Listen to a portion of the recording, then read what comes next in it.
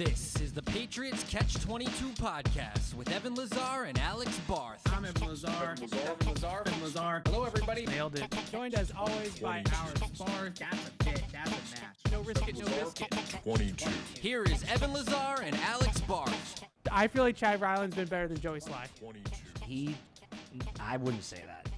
It's close. He has one more make, but Sly hit the live kick, the 57-yarder, the run on. I had the kickers overall as the downs. It really. Yeah. So you still think this is an issue? Yeah. I put Chad Ryland on here just to mess with you. I'm not gonna lie. So you didn't watch the kickers. You were just going not on vibes. Not even one bit.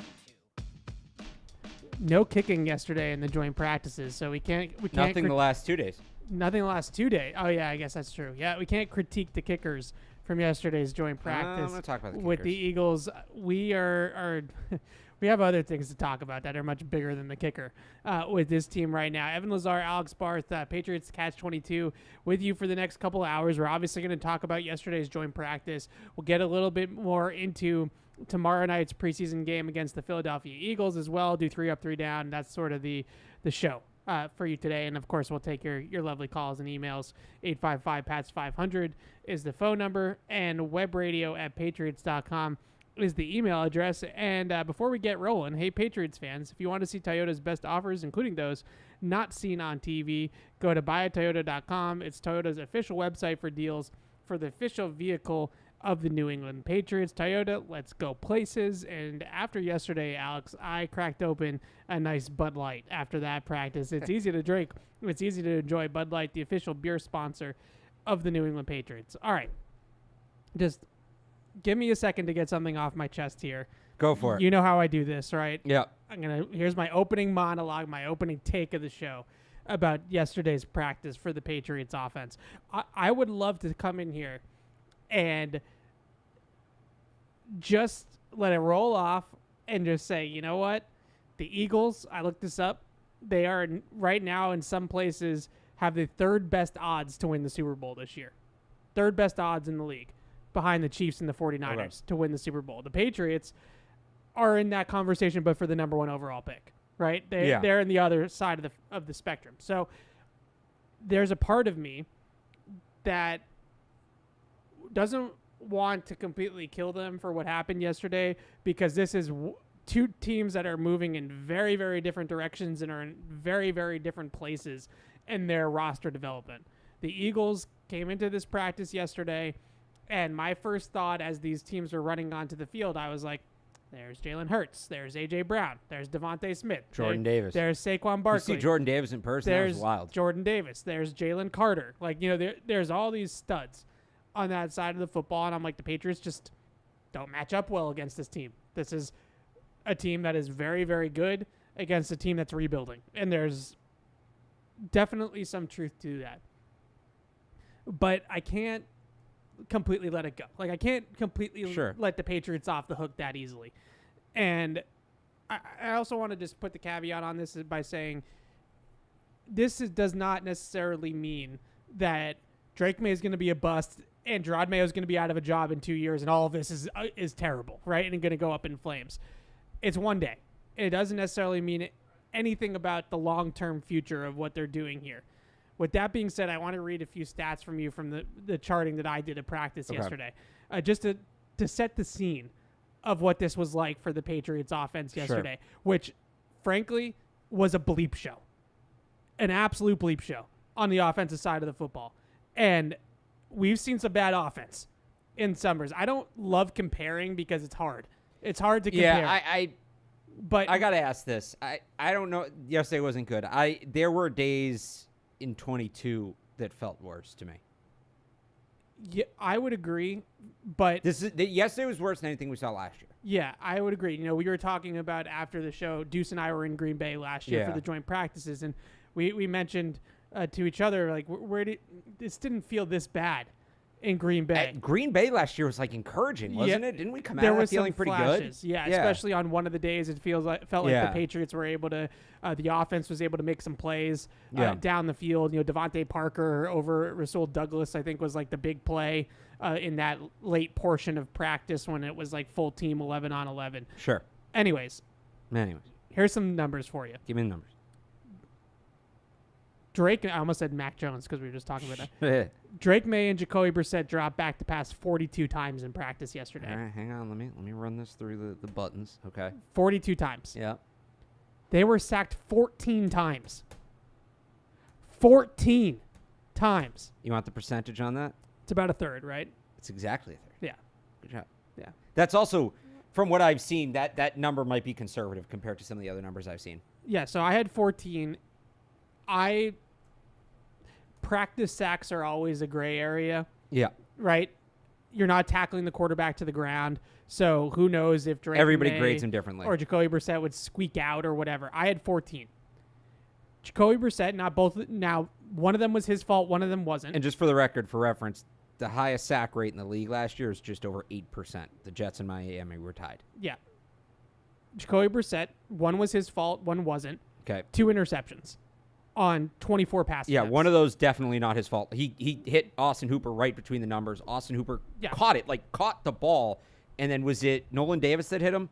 Not Nolan Davis, Nolan Smith, I think, that hit him, and he just ball went right up in the air, and I'm not blaming a safety Brissett for grabbed it. It doesn't matter. No, he threw it. I'm just describing the play Turnover. so people understand what you're talking about. Okay.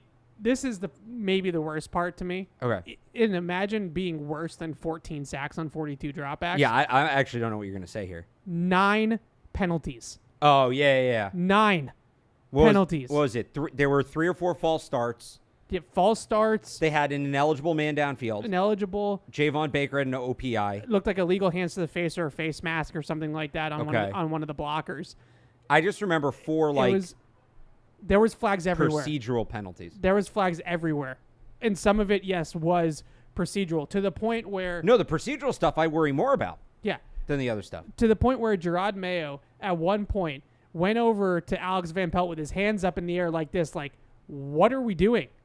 Because they couldn't even get plays off. Shanahan tree. Okay. Then they also had 3 botch snaps exchanges, right? Whether the ball just was a bad snap and the ball just hit the ground immediately. And then there was one with Jacoby Brissett where I think he was trying to hand the ball off to Pop Douglas on a jet sweep and the ball hit the ground. Yeah. And he had to just dive on it like a grenade and just, I think that was the case of being sped up because the way the offensive line was looking, I don't think he was sure he was going to have time to hand that ball off. So 14 sacks. Yeah. 2 picks. Yeah. 9 penalties. 3 botch snaps. Wait, 14 plus 2 plus 9 plus 5, right? Yes. Okay. On how many snaps? 42 dropbacks. All right, so you've accounted for 30 so far. Correct. Then here was Drake May's last 2 minute. And this part really gets into, like, all that kind of stuff is just like, okay, you had a bad day. You were playing a really good team in practice and you got your butts kicked. All right, it happens, okay? This is the part where it starts to, I get to the point where these things are going to irk me. Like, now I'm mad. Now the eye's twitching a little bit. Now I'm mad. Drake May's final 2 minute in yesterday's practice, they put him back out there on the field with the 2s, with Antonio Maffia at center against the Eagles starting defense. Yeah. What are we trying to accomplish with that? So he goes... sacked by Nolan Smith, who goes right around Calvin Anderson at left tackle for like a sack in 2.4 seconds or something ridiculous. Yep. Sack by team. I wrote team because there was multiple Eagles in the backfield that I'm not actually 100% sure who touched them down. Team meeting at the quarterback kind of play. Yep.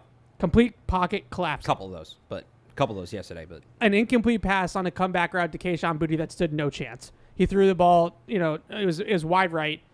But Kayshon Boutte was covered. The ball had to come out instantly. At this point, he sped up. Right? He put it well. I know the throw you're talking about. The one he put like well into the sideline. Yeah. Yeah. That was, I call that a throwaway. It was borderline throwaway. I thought it was a throwaway. I actually didn't even think it was a target. And then on the last play for Drake Mason, right now he's 0 for 3. Yeah. On the last play, he goes 4 and out. Nakobe Dean comes in up the middle, blows up the running back on the way to the quarterback, and sack. Yeah. So we have 3 sacks in 4-play span and 1 incomplete pass against the Eagles starting defense, against the Patriots 2s, which I still don't really understand what the point of that is. So I guess where I'm getting at with this is, first of all, I have to be innocent till proven guilty. I have to give them the benefit of the doubt, the coaching staff, the front office, that I can't come on this show in May already screaming about the offensive line. I did that for both of us. Before the pads come, I'm not in a position to do that. Yeah. I have to watch it first. I have to give them that courtesy that let's put the pads on. Let's see what it looks like. I usually do that too. That's how worried I was. At this point, do you want the truth? The truth is I'm ordering the code red. This is DEFCON 5. They need to get into a meeting room with the offensive coaching staff, and all of them need to have a coming to Jesus about what the heck they're doing up front. They can't block anybody. Okay? That's a starting point. Vidarian Lowe at left tackle is not working. It's not working. The line looked like it was making some early signs of hope, progress, whatever you want to call it, when they had Caden Wallace up with the top group at left tackle and Chukwuekorfor on the right side. That was 2 weeks ago now. It was like 12 practices ago or something like that. They haven't gone back to it. They don't seem to want to go, whatever the case may be, they don't want to go back to it. Vidarian Lowe at left tackle is not working. They need to move away from that. You finish your point. Sorry. No, it's okay. I would also say that the one silver lining or bright spot on the line so far has been Layden Robinson, who I think has been decent. He was good in the game last week on Thursday night. Well, what about like Mike Onwenu? Yeah, but I'm talking about guys that you're not like expecting to count on. So not the typical starters. Yeah, right. Like I can't worry about David Andrews and Mike Onwenu right now. Right. Okay, so the way I look at it, they're at red alert. They're at DEFCON 5. They need to do something up front. They either need to sign somebody off the street like a Donovan Smith and roll with that and see if that works, or they need to move it around. Right? They need to reconfigure. Yep. So there's a couple ways they could do it. Maybe Layden Robinson goes into the starting lineup, and Mike Onwenu goes back out to right tackle, and Chukwuekorfor flips back to left tackle. Maybe you just elevate Caden Wallace up to the top group again, and he's at left tackle, and everybody else stays the same. But something has to change. You cannot have Vidarian Lowe as a starting left tackle for this team in week 1. Yeah. And I'm not trying to like single him out and like pick on him necessarily, but it just, the 5 guys that they're rolling with right now, the combination doesn't work, and 4 out of 5 of them need to play because that's the plan. Well, let me put it this way: it's not to pick on Vidarian Lowe. He shouldn't be in this spot. Right. He's not an NFL starter. Yeah. And what you're seeing on the field is just confirmation of that. I don't think anybody was expecting him to be. They're not in this spot because players are underperforming compared to expectations. They're in this spot because players are performing the same way they've always played, what the tape tells us. Yeah. All of them. And there's good and bad to that, but that's why they're in this spot. So I do think they should change something. Yeah. Mike Onwenu out to tackle is interesting. I do wonder if they like the group on the interior right now and don't want to start moving pieces. And I was on with Taylor Kyles this morning, and he brought this up, and this is something you've talked about. Mike Onwenu is a good tackle, but he's a great guard. Would you agree with that assessment? Yes. So if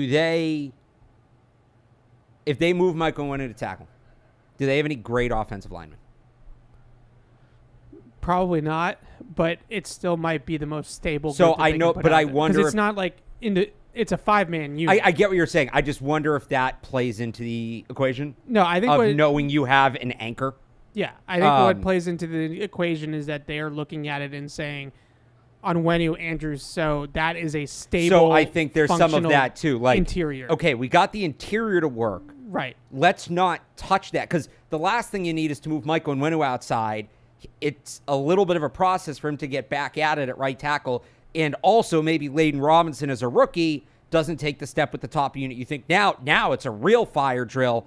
And I'm not saying that would happen, but I think that's part of the equation, and that's why, and this is what I was going to say, Evan, when I almost cut you off, they should change it.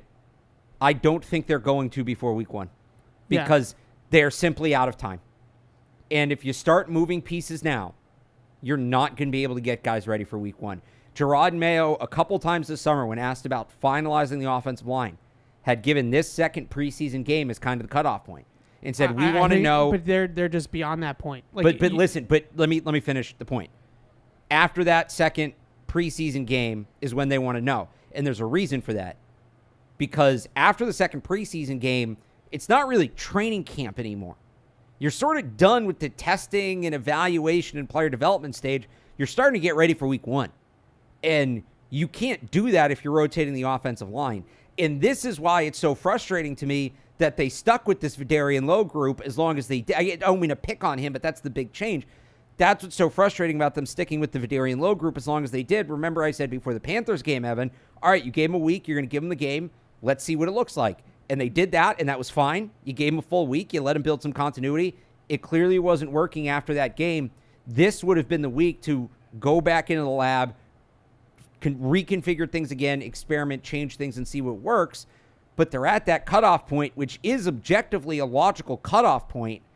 Now I think they kind of have to roll with this at least through weeks 1 and 2, and then reevaluate. And when you get into the season, maybe move some things around. And it's probably a situation like it was last year, like it was the year before that it's going to be week 5, 6, 7, and Mike Onwenu's going to move out to tackle, and things will settle down. And you'll have some more time to work with Layden Robinson and get him ready there. So I don't disagree with anything you said.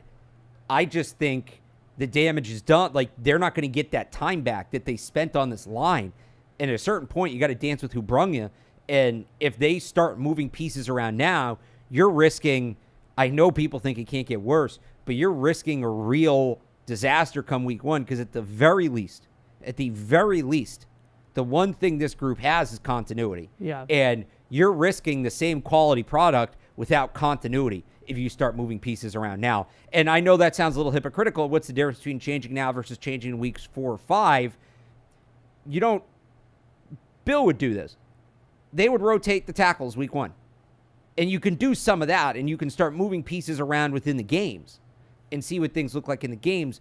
But you don't want to not have a line. You don't want to go into week 1 with a line that hasn't spent significant time together. That's just asking for trouble. Okay, so I agree with everything you said. That's the short-term panic button of what's going on right now. That's the week 1 conversation. That's September 2020. Let me get to it. It's a little longer. Okay, go ahead. My bigger concern about what's going on right now is what's going on with Drake May. Yeah. Because that's the franchise right there. Like, I really don't care too much about September 2024. I just don't. Like, right. I want them to be competitive. I want it to be a watchable product. It's more fun for us if it's watchable and it's competitive and all that kind of stuff. But it's not my biggest concern. Sorry, to backtrack real quick before you get into the Drake May thing, because I meant to ask you. You said you're into the idea of them signing a veteran now. If what we're seeing is truly accurate, like if they're watching the film back at practice and it truly looks as bad on the film as it looks watching live, then I at this point they might have to consider it. I think it has to be DJ Humphries if you go that way. Okay. I think he's Charles Leno's healthy. Charles Leno's coming off hip surgery in March. DJ Humphries is coming off an injury too. Yeah, but it's an ACL, and I know that sounds bad. In none of there's a reason all these guys are available. Yeah. ACL is relatively recoverable now, especially for linemen. How you feel about a guy, and he tore his ACL in December.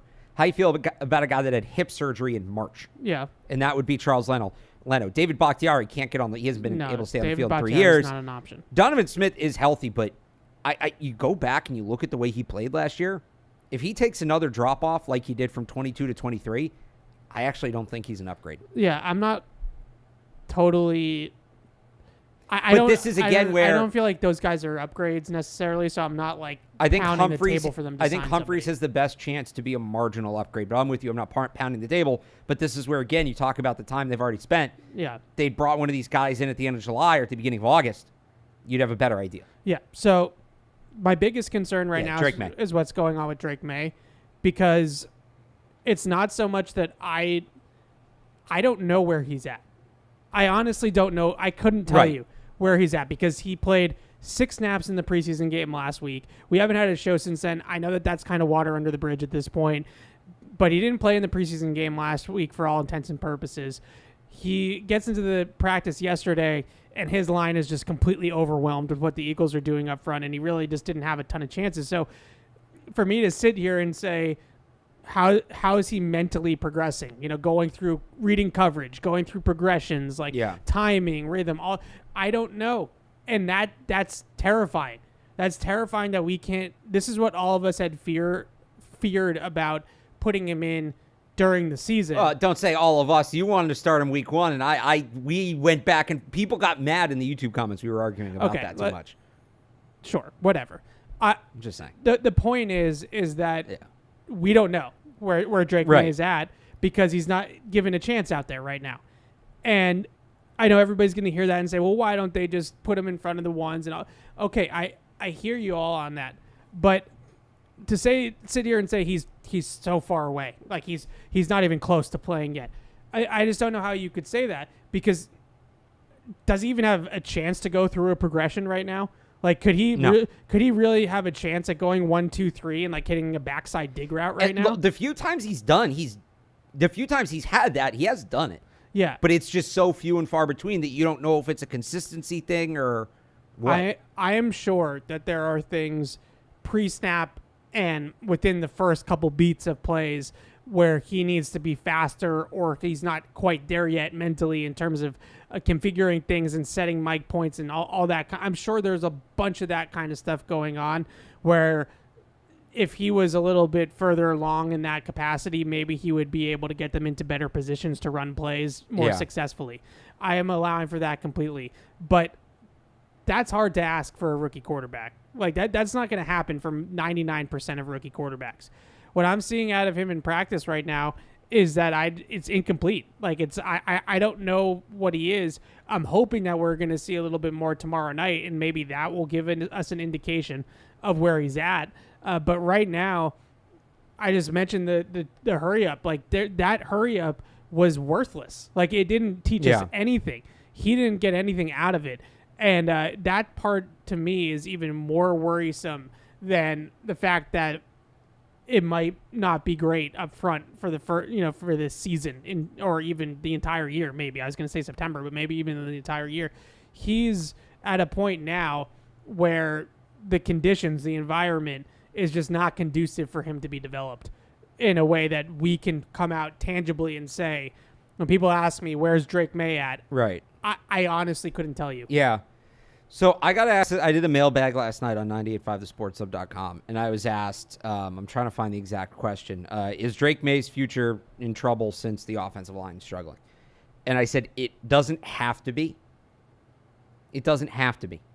Because this should not be Drake May's offensive line. Like, they should go out and improve it. I'm talking long term. I'm not talking about DJ Humphries. I'm talking about after this year. Now, his timeline may be delayed, which I think, Evan, is what you're talking about. Yeah. That we're not going to get an answer on him. We're not going to get a referendum on him as soon as we maybe otherwise would, because the offensive line doesn't allow that.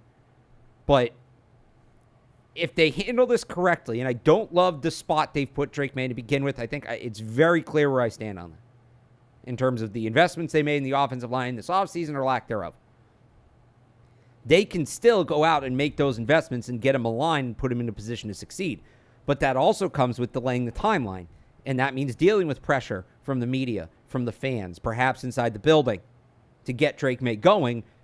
Because if they put him behind this offensive line, I don't think it's going to look good. No. And I think it's going to hurt him. So it is tough that you don't know right now. And the reality is, at least as I see it, we're probably going to have to go through maybe an entire year that we just don't know.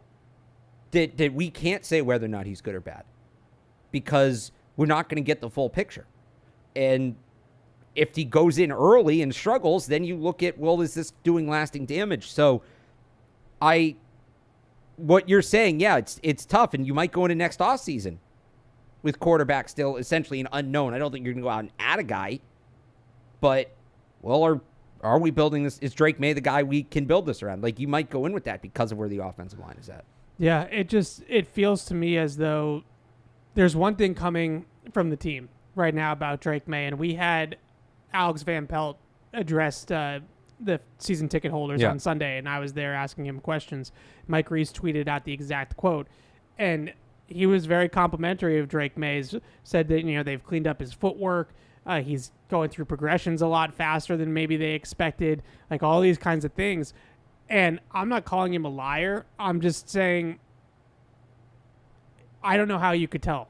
And they obviously have a knowledge of the game and a knowledge of what's going on out there that's double that of the people in this room, right? Right. But the point being is that he is at a point now where, well, first of all, they're asking him to play within the pocket in practice. I asked him about this yesterday, and he said in practice you can't really simulate all the off-script improvisational stuff. Like, I'm not going to break out of the pocket, spin move a sack, and then get out on the perimeter and start making things happen with my legs. Like, that's not really what the goal of practice is. Right. Like, that's not what we're really trying to do in practice. So they're already making him play a little bit left-handed and work on things he's not necessarily good at yet, or not necessarily all the way there yet with. So it was always going to be bumpy as he kind of goes through this developmental phase of his career. But they also are putting him in an environment where the people in front of him can't block for him. And frankly, like, the receivers haven't really been giving him a ton of separation either, because their best receiver in terms of separation, all that, is Pop, obviously. Yeah. He gets all of his reps with Jacoby Brissett and the starters. Hunter Henry hasn't been out there the last couple of days, but he gets all of his reps with Jacoby Brissett and the starters. Those are your two best pass catchers. And Drake May doesn't throw to either of them right now. Right. Usually he gets a Kayshon Boutte, the rookies, Polk, Baker, and then maybe some combination of like Rager Thornton will mix in there as well with him. That's usually the guys in that tight end. It's Petway, Will Cox, those types of players. No offense to any of those guys, but that's not necessarily helping him out either. So I know that people think that I'm making excuses for him probably. The anti-Drake May people hear a bunch of excuses, but to me, it's not even that. I don't know if he's good or bad. Like, it's incomplete. Like, I wish I could give you a judgment. Like, I wish I could sit here and tell you. And this, to me, is problematic because we're headed in a direction now where he's probably going to sit a while in his rookie season. If he sits a while in his rookie season, once you get in season, all those reps in practice are going to be going to Jacoby Brissett. Right, they're just not there. Because he's got to get ready to play the game on Sunday. So they're just not there. So this was his opportunity to show real development from start to finish at training camp. And now, hopefully, we get to see him more, like I keep saying, in the preseason games, and then I could get on the film and really grade out the film and see exactly how it looks with the ability to watch it back. But it's disappointing. It's frustrating that we are at such an incomplete impasse this far into camp with Drake May that we just don't really know what he is yet. And you can see it with the eyes that he's got physical tools, he's got ability, he's got size, athleticism, all the things we knew already. Right. I feel like we've learned no new information about him, and I shouldn't be saying that. Like, we should have learned a lot of new information about him, and I feel like we have none at this point in training camp, and that to me is even more worrisome than the fact that they can't block the Eagles' front on August 13th or whatever it was. Yeah. I mean, I agree with all that. I don't know. I don't have much to add. I get it. It's not necessarily a bad thing. It's just the unknown is frustrating. It doesn't mean Drake May is bad. It's just frustrating from the outside looking in. Like, because I think people hear that and think, oh, that means Drake May isn't good. That's not necessarily the case. We don't know what he is. Like you said, we haven't learned anything about him. The whole handling of Drake May in the whole summer. This has me irked at this point. I mean, I was irked about it back in March. I'm kind of over it. It's grinding my gears because it's not even just about the offensive line, though. Like, I'm not talking about the personnel. I'm talking about how they've managed his reps and handled his routine on a day-to-day basis. He doesn't play in the preseason game. He got, I believe, like half as many reps yesterday as Jacoby Brissett did in a full 11 on 11s. Yeah. He doesn't get any opportunities with the ones. The door was never open at all for him to make a push, ever. And I'm not even just talking about week one. I don't know how you can look at where we're at right now and expect him to play before Halloween. Like, now we're at the point where it's going to go behind closed doors here soon, and they're going to have to see some real progress from him in behind closed doors settings for the next couple of weeks, months, that to the point where maybe he can play in like the second half of the year.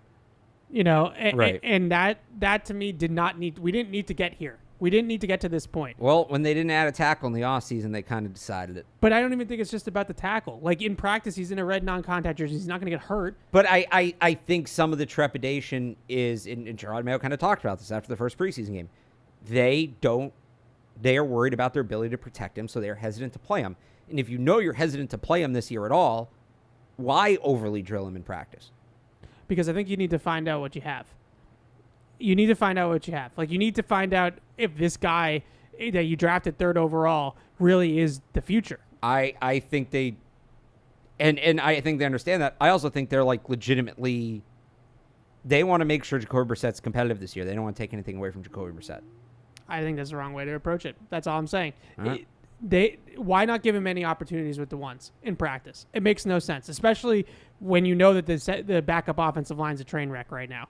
Like just to give him the opportunity to actually go through a play in a proper manner consistently and like maybe string some positive plays together.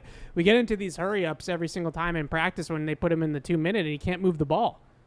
It's been rough. Yeah. So like, what are we getting out of that? And I get it. You want to give Jacoby Brissett opportunities to get him ready to play and all that. Jacoby will be fine. He's made 48 starts in the NFL. He's 31 years old. Like if you give Drake May 6 reps a day with the starters, it's not going to make Jacoby Brissett go from Tom Brady to Zach Wilson, right? Like he's going to be who he's going to be. Right. And I just, that to me is the biggest thing is it's not so much about let's open the door and let's see what it looks like with Drake May in terms of him starting. It's mostly just for his development. It would help his development to actually be around pieces that function at a decent level so that he can sit back there and actually go through progressions and go through the offense and move the ball and have some confidence about what he's doing out there. It's been going all the way back to Thursday's preseason game, and then we can move on from this. Yeah. Going back to Thursday's preseason game to now, all of this handling of the quarterback has made no sense to me. No, look, I don't understand the plan.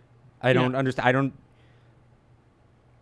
don't want to say I don't see the plan. I do see the plan. I don't like on all the offensive line. I don't even understand what the plan is. I guess at quarterback, I understand what the plan is, but it doesn't. I said when they moved on for Mac Jones that there's lessons to be learned there, and I hope that even though it's a new, like Bill's not in charge anymore, still a lot of the same people. I hope they learn their lesson from the Mac Jones saga. I do wonder if this is maybe too much of an overcorrection. In terms of them being so slow with it? Just so careful. Or maybe they're just being so careful. Maybe it has nothing to do with Mac Jones. Maybe, I mean, Packer way. Aaron Rodgers sat multiple seasons. Jordan Love sat multiple seasons. Like, maybe it's some of that, but it just feels like they're handling him with kid gloves. And I think I'm the one, the whole Mac Jones era, pounding the table. You need to take it. You need to make it as easy as possible for the quarterback.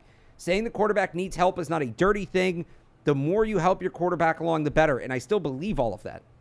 But at a certain point, you got to put the kid on the field. Yeah. I wonder, my fear isn't necessarily that they're overcorrecting from Mac Jones. My fear is the first thing that you said. Yeah. Which is that. That was the second thing I said, the Packer way thing? No. My fear is the thing that you said about that they want Jacoby Brissett to be viable this year. And, like, they're more concerned about winning games in the short term with Jacoby Brissett as the quarterback than they are about developing Drake May. So I was actually thinking it the other way. This could be a chicken or egg thing. Yeah. They're so set on stringing Drake May along slowly that's why they're more invested in Jacoby Brissett, because they know that I didn't think of it the way you're saying. Yeah. I more meant it the other way, that the hesitance with Drake May may be why they're more invested in Jacoby Brissett, because they know he's going to start at least, call it 12 games this year. Yeah, it just, the whole handling of his reps, I'm not in his, how they're walking him through this whole thing. Like, let's take all of the other pieces around it off the table, like the offensive line and all this stuff. All the way through how they've just handled his development. I also want to take off like footwork and mechanics, and like, because I think that some of those things have shown some improvements. I think his footwork does look better in some instances, and I think his motion has tightened up a little bit. His front arm now, they're having him bring that front arm closer to his body, Brady style. Like Brady would put the towel underneath his front arm and keep his arm. His mechanics are faster, more compact. His shotgun drops actually have been a lot better, a lot more in rhythm. Like his 3-step hitch right now out of shotgun actually looks good and looks how it should, to my eye at least. So I think that they've made progress with some of the mechanical and technique work that they've done with him. It's more about the handling of the reps and and who he's playing with and when he's playing in preseason games and things like that I just can't fully wrap my head around. Like, was that Jacoby Brissett went out there last Thursday night and he also played 5-6 plays or something like that. Were those 5-6 plays for Jacoby Brissett meaningful in any sort of way? Did they help him in any sort of way? Why not go back to last Thursday night and start Drake May from the beginning of the game? If you only want him to work with the top offensive line, I get it. You don't want to put the kid back there against a shaky offensive line and get him killed in a preseason game. Then start him with the ones last week. Give him full series with the ones, and give him those opportunities, because Brissett will get him in the second and third preseason games, and he got him yesterday in the joint practice. So it feels like all these different things. I'm starting to second guess a lot, and that to me is worrisome. But I want to turn the page, because we could talk another 45 minutes about all this. It'll take some of these phone calls and emails. We got a bunch of emails rolling in as well, and then we have some other things we wanted to get to. But let's get to the phone lines, because these guys have been waiting. Jeff is in Maine. What's up, Jeff? Hey, how you doing, guys? Good. How are you? Good. So every year I make my fantasy team name something to do with the Patriots. This year it's very niche. It's the Manhattan Project. Nice. I don't think anyone is going to get it, because no one in my fantasy is from New England. But I think it's a good one. No, I love that. I know that you guys discussed, the offensive coaches having a come to Jesus meeting about the offensive line, and obviously the offensive line needs to be addressed. But do you think that, after playing the Patriots defense every day and being able to kind of adjust your game plan to them, and playing the Panthers stadium maintenance workers that they trotted out there during the preseason game, after getting their butts kicked by the Eagles and a good defense, do you think that this is going to kind of make AVP realize the changes that he's going to need to make, not to like in-game adjustments, but just the philosophy of this offense and how he's going to shape game plans right from the start, rather than, adjusting on the fly to a defense, but, the core philosophies that he's trying to implement because of the personnel he has? Yeah. I'll take it offline. Yeah. Thanks, guys. Thanks for the question, Jeff, and we love the fantasy football name. Good stuff. So it's a good question. It's the game plan offense versus just trying to get your house in order. Yeah. To run things. You mentioned earlier the continuity factor, and there's basically there's a fork in the road, and there's two ways that they can go.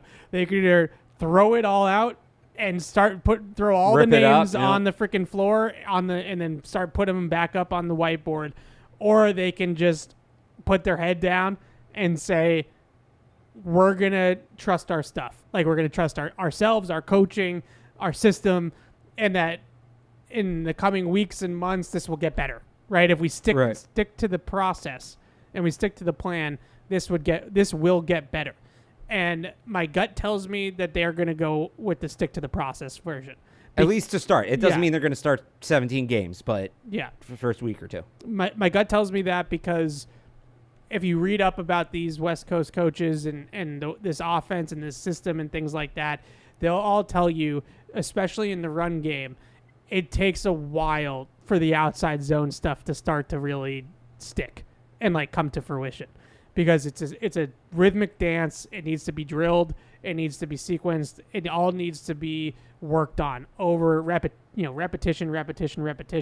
Is so big with this coaching tree that it seems unrealistic to me that they would just go out there and throw it all away and say, we need to start completely from scratch. Because my guess is in their head, they're saying by midway point this year into year two, it'll start to come together. Like it'll start to click, and if you go back and you look at some of these places, San Fran, Green Bay, Tennessee, even I think is a good example of when LaFleur was there in Tennessee as the offensive coordinator. It takes time to run this kind of scheme. So my guess is that they're going to stick their head in the dirt and just pray that it works. I also think it doesn't help that there's not a clear fix. Yeah. If it was, and some people might say it's Mike Onwenu at right tackle, it's probably as clear as you get. I think they have too many. There's too many holes at this point. Right. It's not so you're moving one guy off position and you're putting a rookie in the lineup that's not, even if you think it's better, And I think it might be better, but it's not a clear fix. You know what I mean by that? It has a higher ceiling. It has a higher ceiling, but it's not.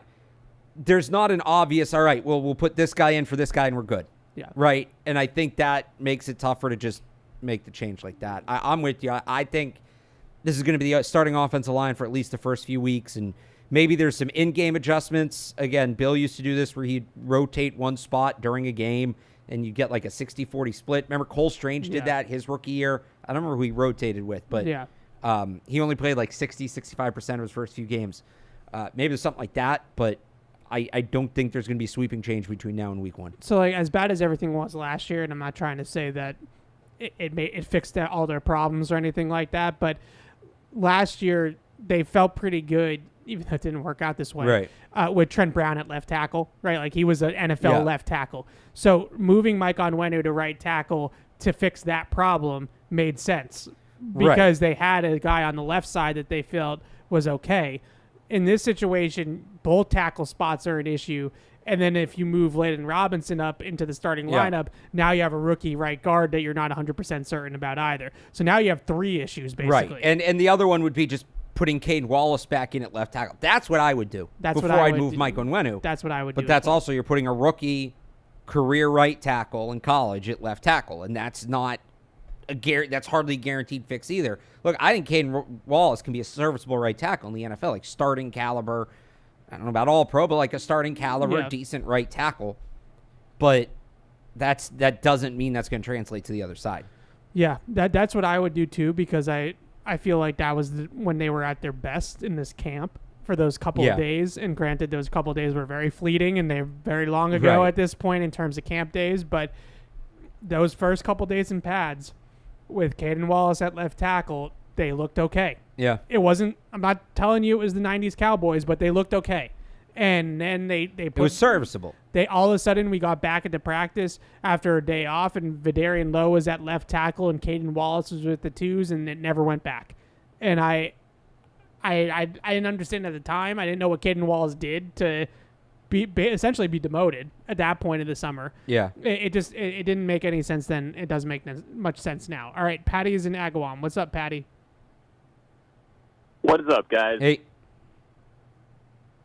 So I was thinking maybe the plan coming into the season, and this may still be the plan, is to sort of treat Drake May like the Chiefs treated Patrick Mahomes, where, you know what, that we're just essentially going to sit the kid for the entire year.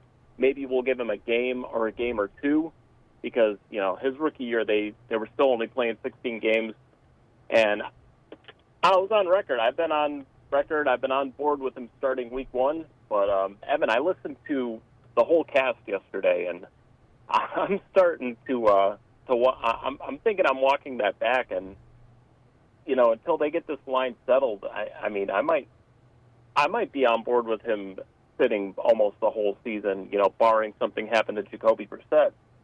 But do you guys think at a certain point where they're maybe mathematically eliminated, well, let's just say that is the plan. We're sitting them practically the whole year. But if they do get to a point where they're mathematically eliminated, do you think they just say, screw it, let's have him get his experience now, a little bit of experience, and just cross our fingers, hold our breath, and hope the freaking kid doesn't get hurt, and I'll take it off the air. And thanks as always, thanks, guys. Thanks, Patty. Appreciate you listening yesterday. The last thing he said is the key there. Yeah, I agree with everything that he said about that piece of it, because you mentioned it earlier. I was Drake May, doors open for week 1. I am so far from that at this point. I told you they might not be ready for him. They are so not even close to ready for him that I am now at the point where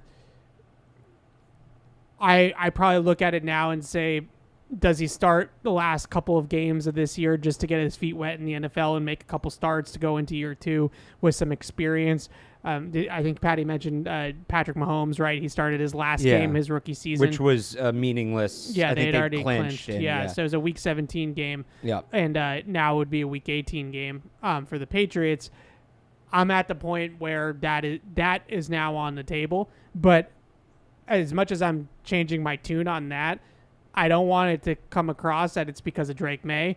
I'm changing my tune to that because because of the dumpster fire that is going on the offensive line right now, but B, because I feel like they've mishandled the whole situation at this point where he's not going to be ready any sooner than that. Yeah. And that's the part that I want to hold them accountable for, is that this did not have to get to this point.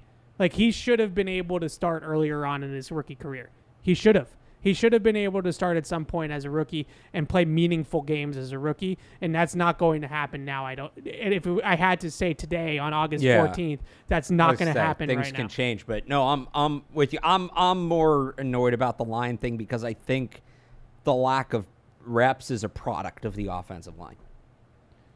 Gerard Mayo said that was at least part of it, so that's the part that bugs me. But to Patty's point there, does he just play, 1 or 2 games at the end of the year? You see where he's at.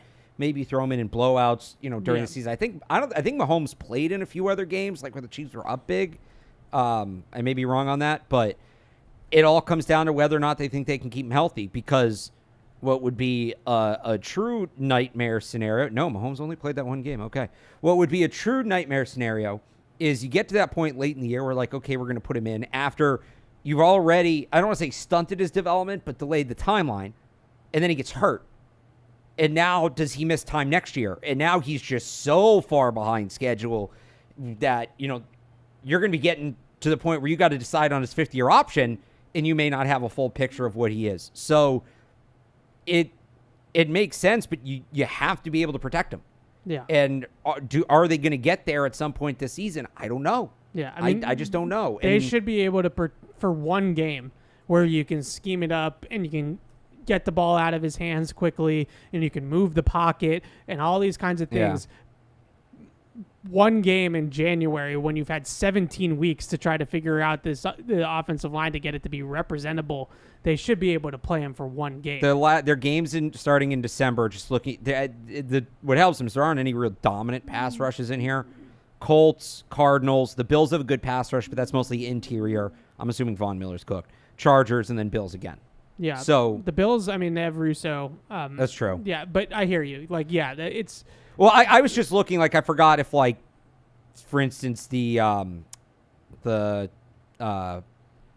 know most of the schedule, but the Rams are at the end, and they've got some dogs and pass rush. The Dolphins, they're at the end. Guys like Jalen Phillips, like a Week 18 game against the Bills, who here very easily could have everything locked up that they can possibly lock up. I don't think they will, but okay. Okay, maybe seeding, but they're not going out there playing for their lives in that game.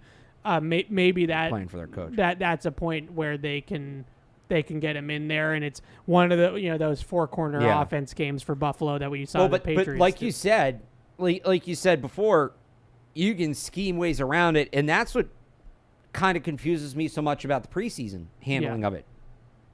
There's immense value in him just going out, getting the line pre-snap, making the reads, making the communications, and then you can just have him hand it off. Yeah, or throw a ball into the flat or a screen or whatever. You don't need to call your full playbook. Just give him the experience of going out there, and you can certainly mitigate his chances of getting hit. That's a great point. Rollouts, things like that. So I understand not putting him out there and having him run like a 4-verts offense. Yeah. I totally understand that, and not running some of these more complex calls that have 2, even 3-cut routes in them that take more time. Don't put him out there and have him do that. I'm with you on that. He can go out there and hand it off. If he's getting hit handing the ball off, there's much, much, much bigger problems. And he wouldn't have, because Bailey Zappi played in that game just fine the other night for the lion's share of it. And that's the other part that I think is so frustrating, because I agree with you 100% about what you said, that procedurally he could get into a game and just kind of go through the motions of what it's like to call the play in the huddle, to get to the line of scrimmage, make checks, make alerts, whatever his cans, if it's a run, pass, whatever, and hand the ball off 30 times. That you can do that. The other thing I would say is that was there any better team in the preseason that they'll face than the Carolina Panthers practice squad? Right. He was going to play a bunch of bums. If they put him in the game tomorrow night against the Eagles, and the Eagles play some of their guys, he's going to be facing a team that's loaded defensively and especially on the defensive front. So that was the opportunity. The opportunity was to play him against the freaking Panthers, right? Their 3rd string defensive line. Like, at what point? Zappy was fine. Like, Zappy was pressured on like 30% of his dropbacks in that game. It wasn't anything alarming. It wasn't Dallas. Well, last but year. they didn't know that going in. They may have thought it was going to be worse than that. They thought against Carolina's practice squad, they thought it was going to be worse than Well, that. here's the thing. They kept the group the same. So maybe they were encouraged by what they saw. Just reading tea leaves. Yeah. All right. It's officially back to school season, and you can find everything you need to design your dream dorm at Bob's Discount Furniture. Set up stylish study spots with plenty of small space-friendly seating, A-plus bedroom sets, and, of course, smart storage made to maximize your college HQ. So stop in and make the grade with Bob's Discount Furniture, the official furniture store of the New England Patriots. All right, let's get to some of these emails, and we'll do 3 up, 3 down. We got a few more calls, too. We do have a few more calls. I'll get you guys in a second. So this is an email from David in Maine. First question, based off of everything that everybody's hearing and what he's listening to and us and things like that, the offense is bad because of the offensive line and specifically the offensive tackles. Yes. And he's just wondering if that notion is correct, that this is all the offensive line. I wouldn't say it's all the offensive line. It's never all one thing in football. I thought yesterday, we haven't talked a ton about Jacoby Brissett. His day. He's had a tough couple days here. His accuracy has been sporadic the last couple days. I thought he had some opportunities, and this is where I kind of get fired up about not giving Drake May some of these reps, because I did think yesterday that Jacoby Brissett had some clean pockets and had some ability to push the ball down the field. He was just missing throws. He missed a wide-open Austin Hooper for what would have been a really nice touchdown down the field. Hooper ran like a seam splitter against his too-high structure, looked like quarters, and just shot right up the middle of the defense through the zone and was behind the defense and was open in the end zone, and Jacoby Brissett overshot him. He threw a ball behind Tyquan Thornton that Darius Slay ended up getting a hand in late into the passing window or in between, the catch point, and that should have been out in front of Tyquan Thornton and should have been caught. He threw one to Jalen Reagor in the 2-minute that was complete, that Reagor caught, but was wrong-shouldered, right? He made Reagor adjust to it. It's kind of like the throw Zappy made to Kayshon Boutte in the preseason game last Thursday night, where it was one of those no, yes plays, right? Where it was like he threw it inside when it should have been outside, and the corner jumped it, but the corner missed it, and couldn't break it up. There's just those little things there with his ball placement where it's that throw was where it should have gone. The reads are where he should be going.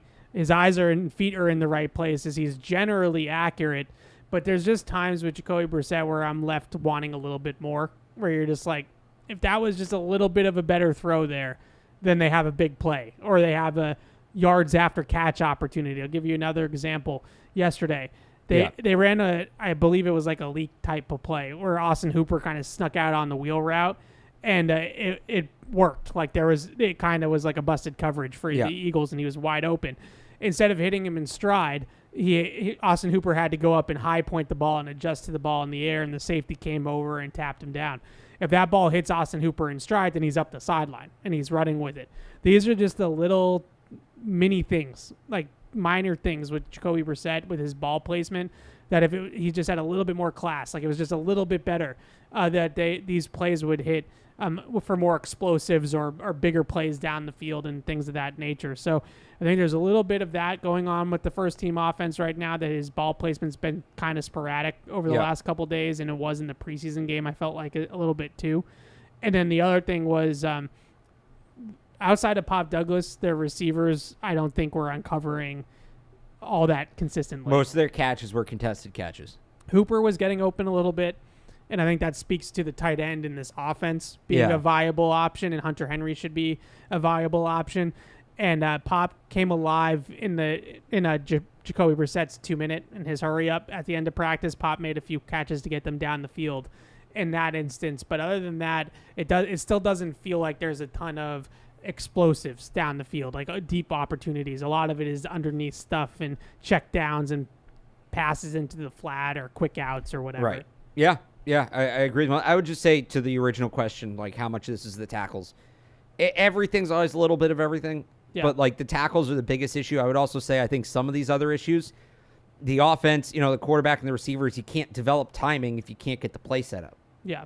And we saw them handle this last year and past years by running more 7-on-7s in practice and taking the line out of it. They haven't necessarily done that this year. I think they want to drill the offensive line as much as possible to try to get it figured out. But ultimately, what it comes down to is there haven't been as many opportunities for to develop chemistry in the passing game, and you're seeing that. Yeah. The second part of David's question is about all the cap space that they have. The Patriots are about $42 million right now under the cap, which I believe is number 1 in the league. He's just asking if it rolls over, and yes, 100% of the cap space rolls over year to year. So they will be able to roll over all this space into next offseason.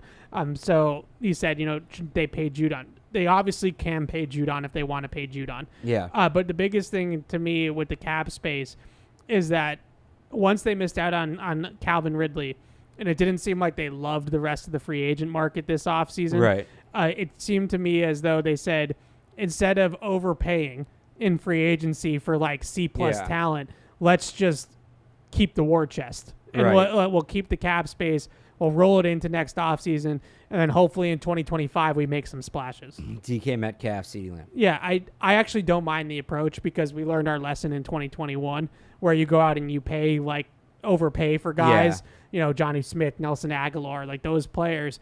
And then you're like stuck with that core for like 2 or 3 years cap wise. And then that puts you into a tight spot. It would bother me less if they just paid Judon.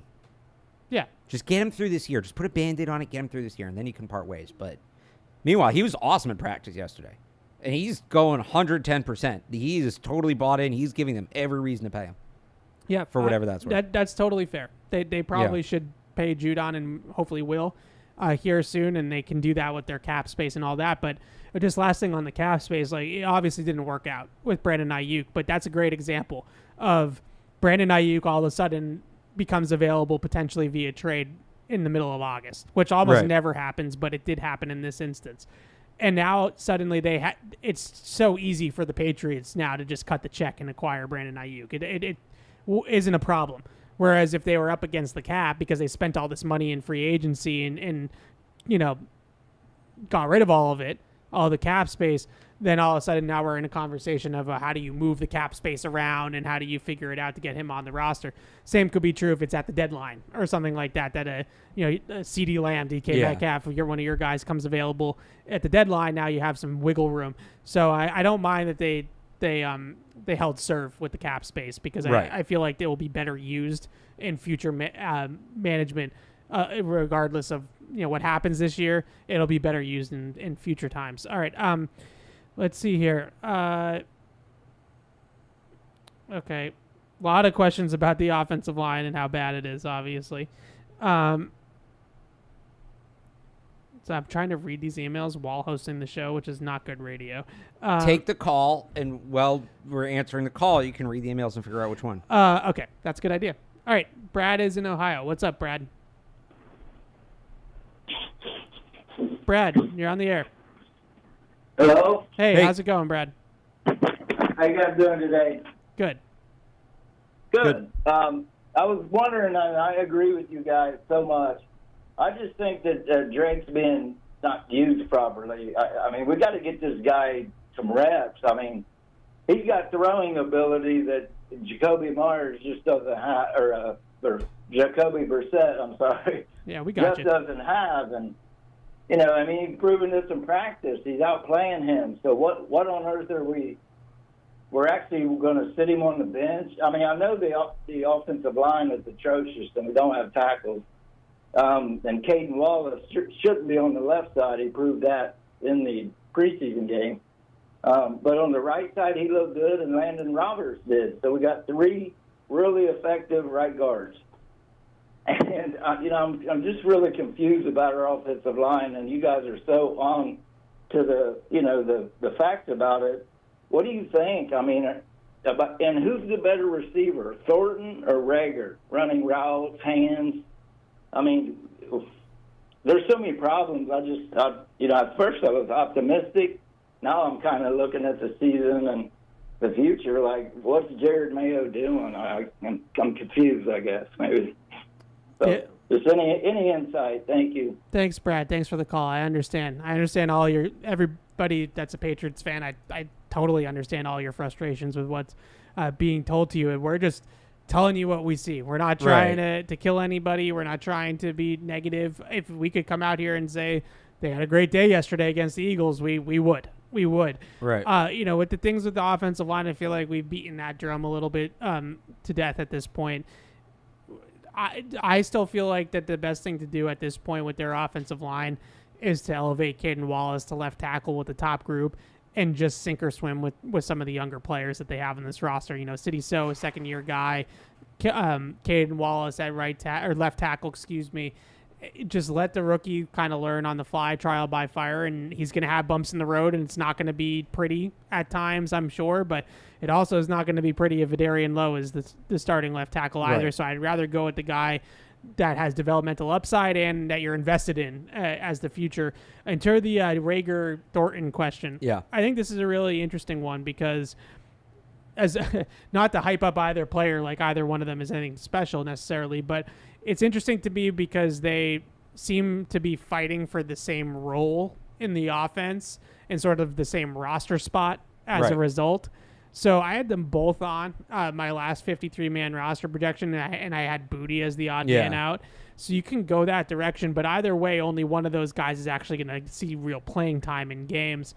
It seems to seesaw to me, like which one looks better in terms of playing receiver. Obviously, we know Rager can return, but in terms of actual receiver play, there's Rager days and there's Thornton days, and it kind of just goes back and forth a little bit. But isn't that the tiebreaker? What else can you do? And I thought Jalen Rager looked really good as a kick returner yesterday against the Eagles. So I still think Rager has the edge. I still have Booty on because he gives you something different. And I know there's some overlap with Jalen Polk, but if they want to ease the rookie, and especially if Kendrick Bourne's going to start on PUP, I just think it makes sense to have Booty on the roster. Yeah, that was the biggest reason why I had him off, was more stylistically. I always think, I use this analogy a lot, but I always think of receivers in cornerback rooms like basketball teams.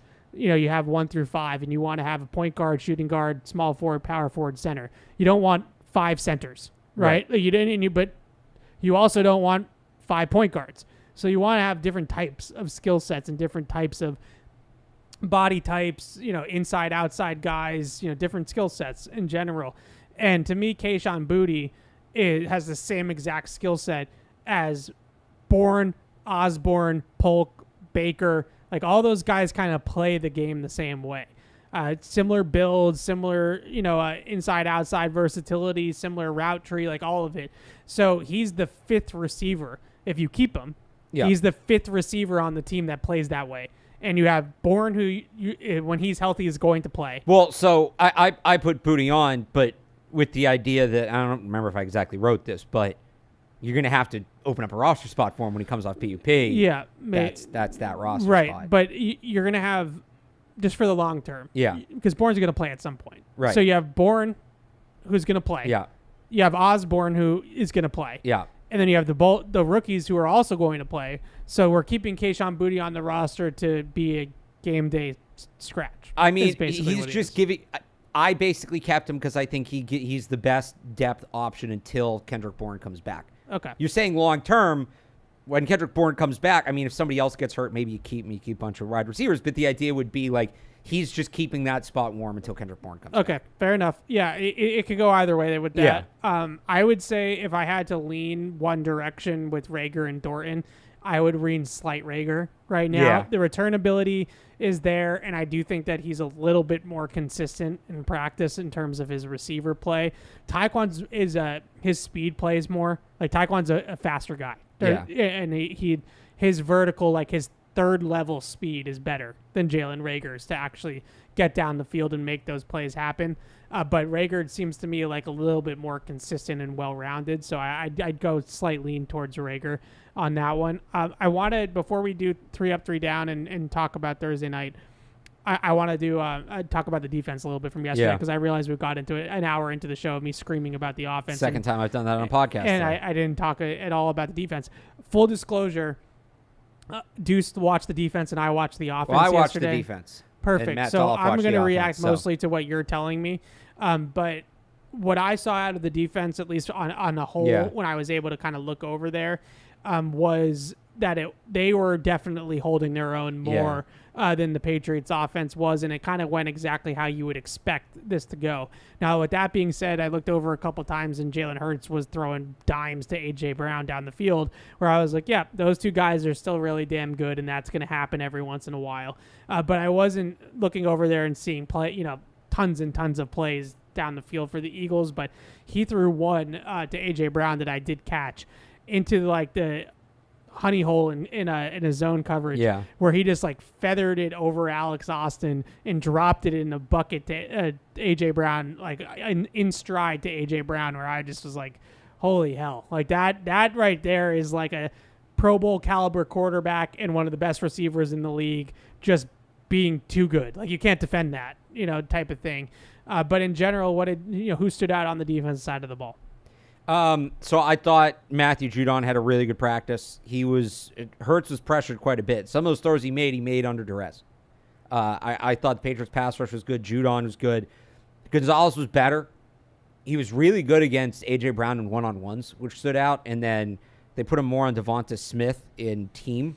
Yeah. And he was solid. I thought he had a definitely if he'd had that day going up against the Patriots receivers, I'd be a little more worried. But to have the day he had against A.J. Brown and Devonta Smith, you feel pretty good about it. I thought Jabril Peppers had a pretty good day. He was going up against Dallas Goedert, had a couple really physical pass breakups. So, three of the best players on the defense, obviously, no duh. I would say the one guy under the radar, Marco Wilson, was competitive throughout the day, and he's one of the favorites. I think he might be the favorite at this point for that second boundary spot, as long as Jonathan Jones is out opposite Christian Gonzalez, and that obviously is still a roster spot even when Jones comes back. So those were the guys that mainly stood out to me. A couple others in there here or there, but Judon was a force, and I thought the defensive front as a whole represented well.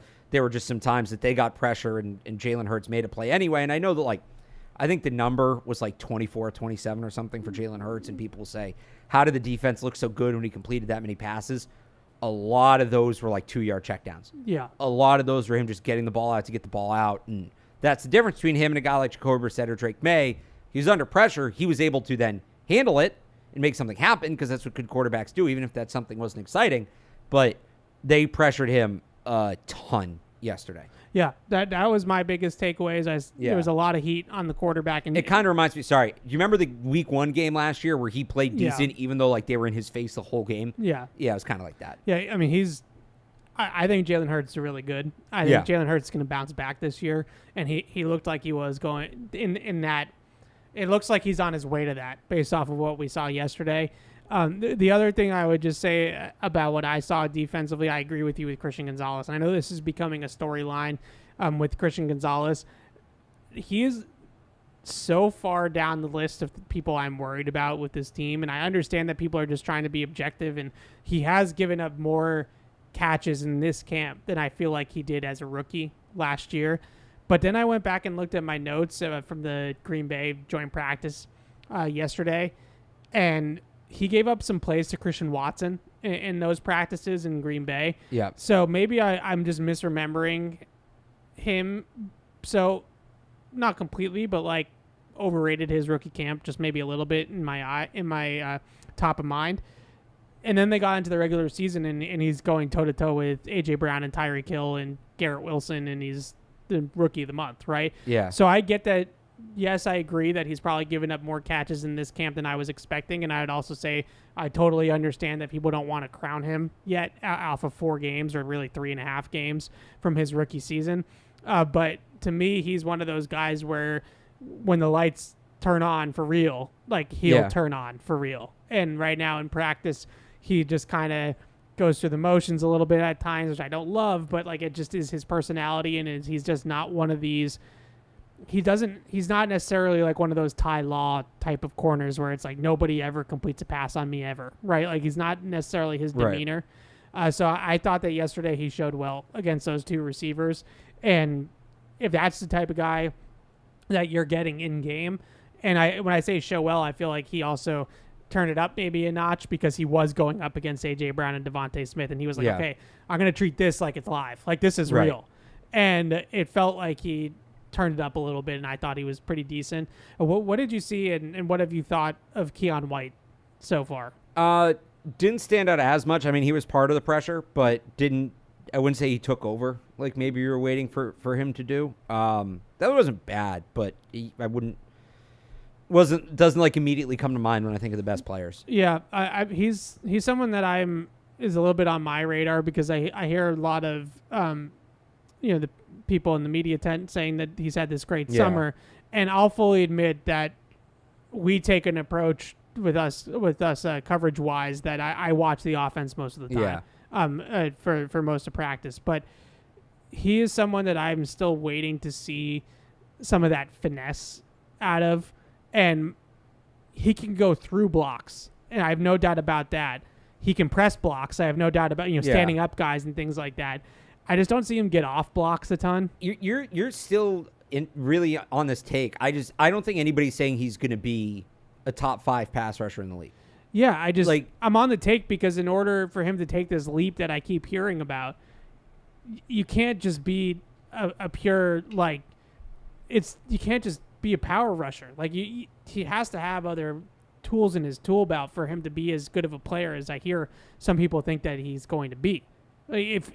Even if I think last week we mentioned like Trey Flowers. Yeah. Like even to get to Trey Flowers, he's going to have to be more actually tangibly productive than what I've seen in practice. Like I feel like he's a linear athlete, and those types of guys that don't move well laterally and don't have a ton of wiggle or finesse or whatever you want to call it, or fluidity with their movements.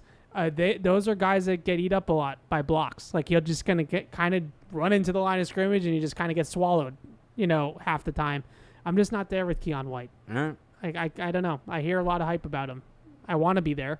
I want to see it. I want to be like, this guy is going to take over for Judon and like make Judon expendable and just trade him. See, I don't think he's like a takeover for Judon guy. I don't think they have that guy. I guess ideally it would be Josh Uche. For me, it's like Dietrich Wise, a little bit older. Contract's almost up. It's more that role for me. Like he's more that kind of player. Fair enough. All right. Corey is in Charlotte. What's up, Corey?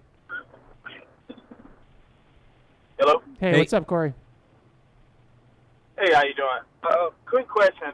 What do you guys think about, I know you mentioned Drake May is it's an incomplete grade on him, and I agree with that. I think because he's just not surrounded by better players. Just starting with the ones on the O-line, starting with the ones with the wide receiving tight ends, and let's just see what we got. Because, we know what Brissett is. We know what Bailey is. I'm still shocked Bailey is still on the roster after that game against the Panthers, playing against guys who's going to work at Walmart. That's just unacceptable. And also because of Joe Milton and his skill set, put him. I want to see him with the one wide receivers and O-line. Just see what we got, because I do believe some players really just shine when they are already surrounded by just better players. And what do you guys think about the D overall against the Eagles ones yesterday? And I go out the air from there. All right, thanks, Corey. Thanks for the call. Look, you're preaching to the choir about Drake May getting some reps with the ones, and I want to reiterate that to me, him getting reps with the ones has nothing to do with him starting week 1. We're too far past that point. The door never. You said this earlier about the offensive line, and we're kind of at that point. We're at the point now where Drake May starting early on in the season or week 1 is off the table. It's too late. He's not playing week 1 against Cincinnati. What I'm more looking at it now is, okay, he's been in here since May, since the draft, rookie mini camp, OTAs, mini camp, training camp, preseason game. Where is he at? Can we just get a barometer of a measuring stick to try to measure up of where is he? Is he not even close? Is he 75% there? Is he 80, 90, whatever? I don't know because of who he's working with and what's going on around him. So if you can get him some reps in practice with the ones towards the end of training camp here and going into the regular season before they really need to give everything to Jacoby Brissett because he's going to be playing in the games, let's give him some opportunities now.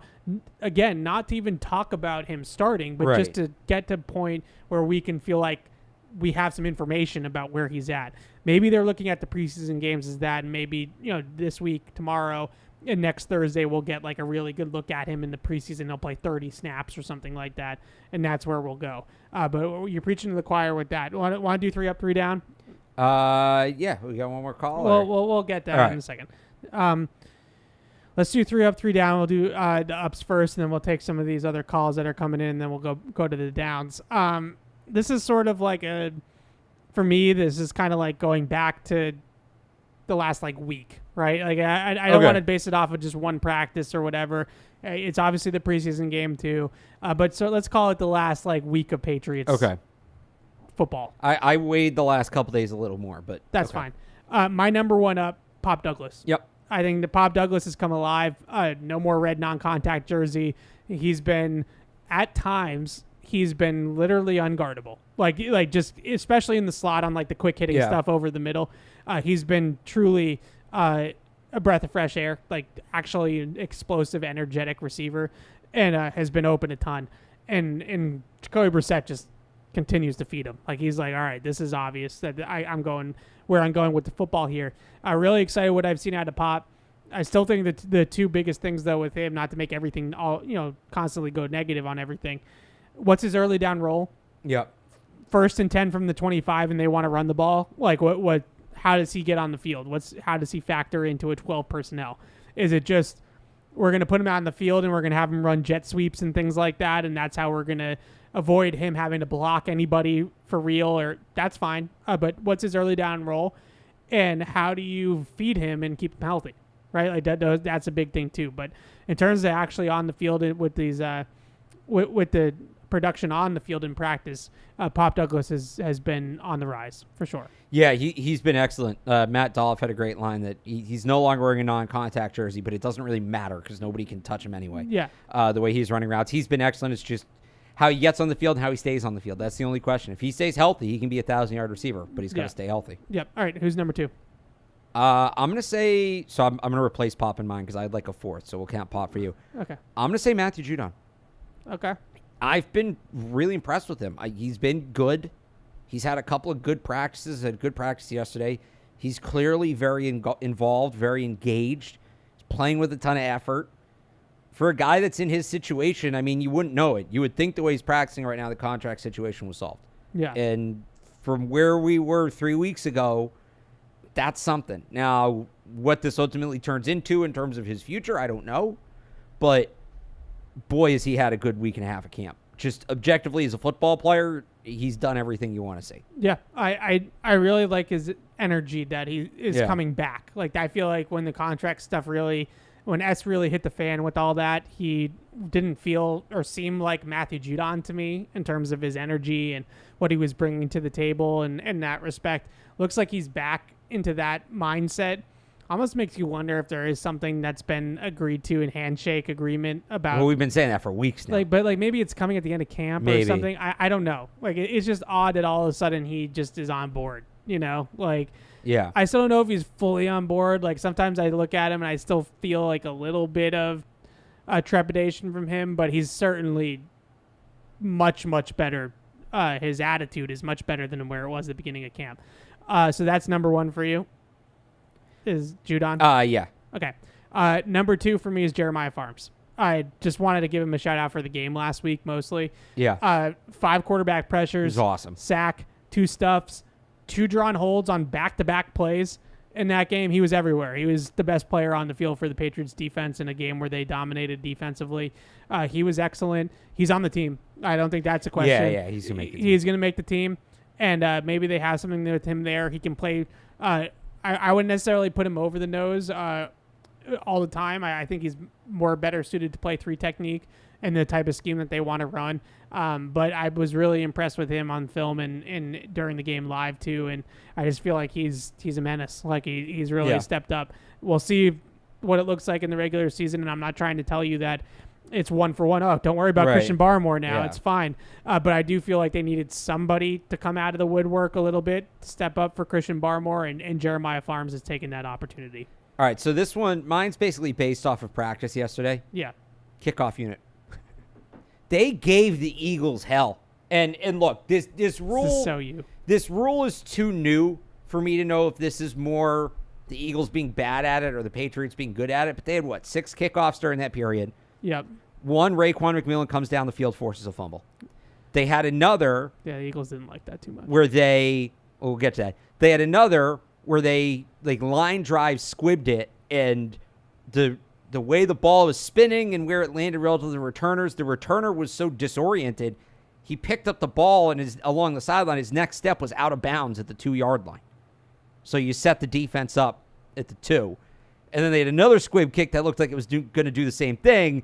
And I think the Eagles, the frustration boiled over because you got a little bit of a shoving match there. Yeah. Which happened to happen right in front of Robert Kraft while he was live on the Sports Hub, which made for good radio. But, it was I think they threw some things at the Eagles that the Eagles weren't expecting. And that's encouraging. And even on kick return, too, Raekwon McMillan had a big block. JaMychal Hasty laid somebody out, which he's not a big guy. Yeah, that's what it seemed to me like the Eagles were reacting to, was Raekwon McMillan leveled somebody, and he was maybe at 110% and everybody else was at 100. Fine. Yeah, no, I'm not saying it's a bad thing. I think that's why. No, but then you had that other one where it was like a perfectly placed squib kick, because some people will say, well, why not just let it roll out of bounds if it's that close to the sideline? One, those low kicks, you don't have as much time to react, and you maybe lose track of where you are on the field. Yeah. The other thing that's important to remember, if the ball goes directly into the end zone or through the end zone, it's a touchback to the 30. If the ball lands in the landing zone, then goes into the end zone and you kneel on it or whatever, the touchback only goes to the 20. So where the ball was rolling, it wasn't necessarily going to roll out of bounds. It was probably going to roll into the end zone just inside the pylon. So you probably want to field that because you don't want to start all the way back at the 20. But, again, I don't think the guy knew where he was on the field because the ball got to him so quick and he was sprinting to get there that he steps out of bounds. So Patriots kickoff unit came ready yesterday. They were good. Jeremy Springer up? Sure. Sounds like some of those things were maybe things that they wanted to try out schematically, right? Like squib kicks and things like that. That's not something the players are just doing on the fly. No, they've been that's a call. Yeah, and they're not the only team that's tried that. I mean, we've seen a lot of teams try these things, but I thought the execution was really good yesterday. Okay, there you go. Jeremy Springer up. I love it. My third is Layden Robinson. Okay. I think Layden Robinson has been the best of the rest, if you want to call him that. I hate to call it that way, but take Andrews and Onwenu and the stalwarts out of it, right? Like the entrenched starters out of it. Looking at that next wave of offensive linemen of who might be able to step up and push for playing time and maybe make this thing better. Yeah. Layden Robinson, I thought it was great in the game last Thursday night. Really showed well. Very physical. Played through the whistle. Finished blocks in the run game. Held up well in pass pro. Gave up just a hurry in pass protection and a lot of snaps. He actually played, I think, the most snaps out of anybody on the team offensively last week, and then it was okay yesterday. Won a couple reps in one-on-ones against the Eagles, who kind of dominated the one-on-ones and 2v2s. I thought Layden Robinson was solid. It's hard to tell with the second unit in practice because there's a lot going on around him that's not very good, but he's been okay so far. And I know I didn't put him on the downs list, but City So has been a little bit on my radar. I didn't think he was great in the game last week. Kind of was playing a little out of control and just missed some blocks and things like that, and wasn't great yesterday either. I didn't feel like against the Eagles. So whether it's Onwenu going out to right tackle, whether it's Layden Robinson starting to compete more levelly, so has kind of been entrenched there at left guard since day one. Maybe Layden Robinson starts to push him a little bit. Maybe that makes both guys better, right? Hopefully, iron sharpen iron. So I've liked what I've seen from Layden Robinson. I think they may have found it's easier to find interior guys later in the draft, like when it was a 6th-round pick. David Andrews undrafted. Like, it's easy to do that. So maybe they found something with Layden Robinson as a 4th-round pick. Yeah. He's shown some progress, and then the question is just when and how do you get him in the lineup, because the interior's been fine. And are you moving Mike Onwenu? What happens when Cole Strange comes back? It's just moving pieces, but he looks like a guy that will probably get some run at some point this year. Yep. All right, who's your third? My third's Ramondre Stevenson. Yeah. I just think he's moving really well. Anybody who watches this show or any of my shows knows one of my big pet peeves with the team, one of my biggest pet peeves with the team the last few years was the overusage of Ramondre Stevenson. And I don't mean that to say he's a bad player, because he's not. But any of these you look at these running back dominant teams, they always fall off late in the year because in the modern NFL, it's just so hard to maintain that level. And Stevenson was top 10 in touches 2 years ago. He was top 10 in touches last year before he got hurt. And he told us at the end of the 2022 season that it was getting to him. Like, physically, the workload was impacting him. And, he missed, month and a half at the end of last year. With the high ankle. So a little extra time to kind of heal up, take care of his body, things like that. I think he said he didn't lose weight, but redistributed it, less body fat, more muscle, whatever it is. He looks a little more lean. And he's just getting in and out of cuts a little quicker, things like that. He's got a little extra something in his step. He just looks healthy again, and I think that's good because I think you're going to see a better version. I've said this before. If it's 180 touches versus 250, and I'm just using round numbers here, but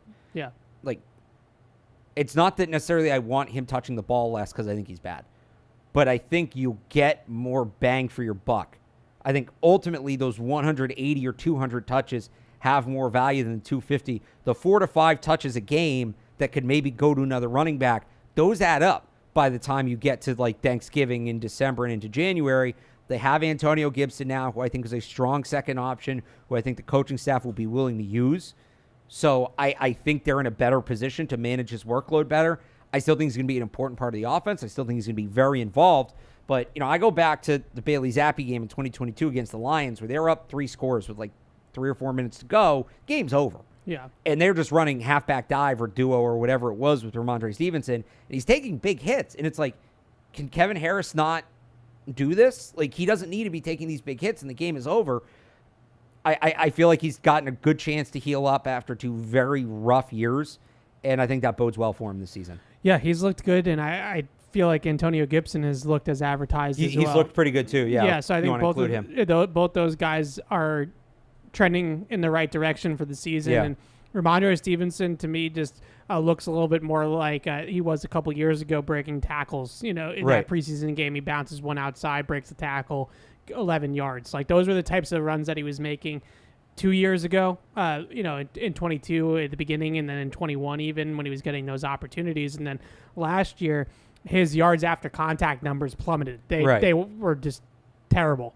A full yard less than what it was the year before. And I think it was just physically he was worn down. Yeah. And, some of that was he was getting contacted earlier in the play. Yeah. And I have all the fancy next-gen stats that I could probably, rid him of blame of everything from last year, right, with his production. But his yards per carry average, just the raw number, was 1 yard less. Exactly. That adds up. And then his yards after contact was 1 yard less exactly. So there you go. He wasn't breaking tackles last year. He wasn't finishing runs last year. And I hopefully he's getting back to that point. I think you might see him. He had a good stiff arm in the preseason game, but I think you might see him start running around guys more as much as through them just because he looks a little quicker and it keeps you healthier. So we'll see. I love it. All right, let's do downs, and then we'll answer the calls, and we'll talk about tomorrow night. My number one down, to me, right now, the 3 most important figures in the Patriots organization are all down. Elliott Wolf, Gerard Mayo, Alex Van Pelt. We got to be better. Elliott Wolf, the tackles are on you, okay? Yeah. We've been talking about it since March. I gave you a chance. I gave you my trust. I said I will allow you to show me that Chukwuekorafo is going to be viable and show me that Mike Onwenu's a right tackle. I was skeptical, but I allowed for it.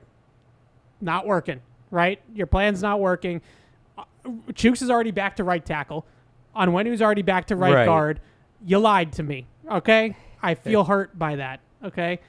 Down. Gerard Mayo, to me, is down mainly because I feel like it's a little Felger and Mazzy, but I kind of agree with them on this. I've stop deflecting blame to AVP. He gets up there and they ask him about the reps for the quarterbacks, and he's like, "Well, that's an AVP question." I think Alex Van Pelt's the head coach of the offense. I think it's that kind of setup. And he said that, but you guys still need to be on the same page. Well, like the communication still needs to be there of why this is happening. Or what I would say is, at what point, if it's clearly not working, does Mayo go to Alex Van Pelt and say, I'm the head coach, change it? Yeah, right. At what point, and in addition to the quarterback reps with the offensive line, I wonder if there's a point Mayo goes to him and says, I don't know what you're doing. I've given you a chance to try this. Put Mike back out at right tackle. Get Lane Robinson in there. Get the rookie in at left tackle, or get Calvin Anderson in at left tackle. Like, you need to do something different. This group isn't the answer. Yeah, whether it's fair, and I understand where he's coming from with the offense. He's not an offensive guy. Right. He's a green head coach. He's a first-year head coach.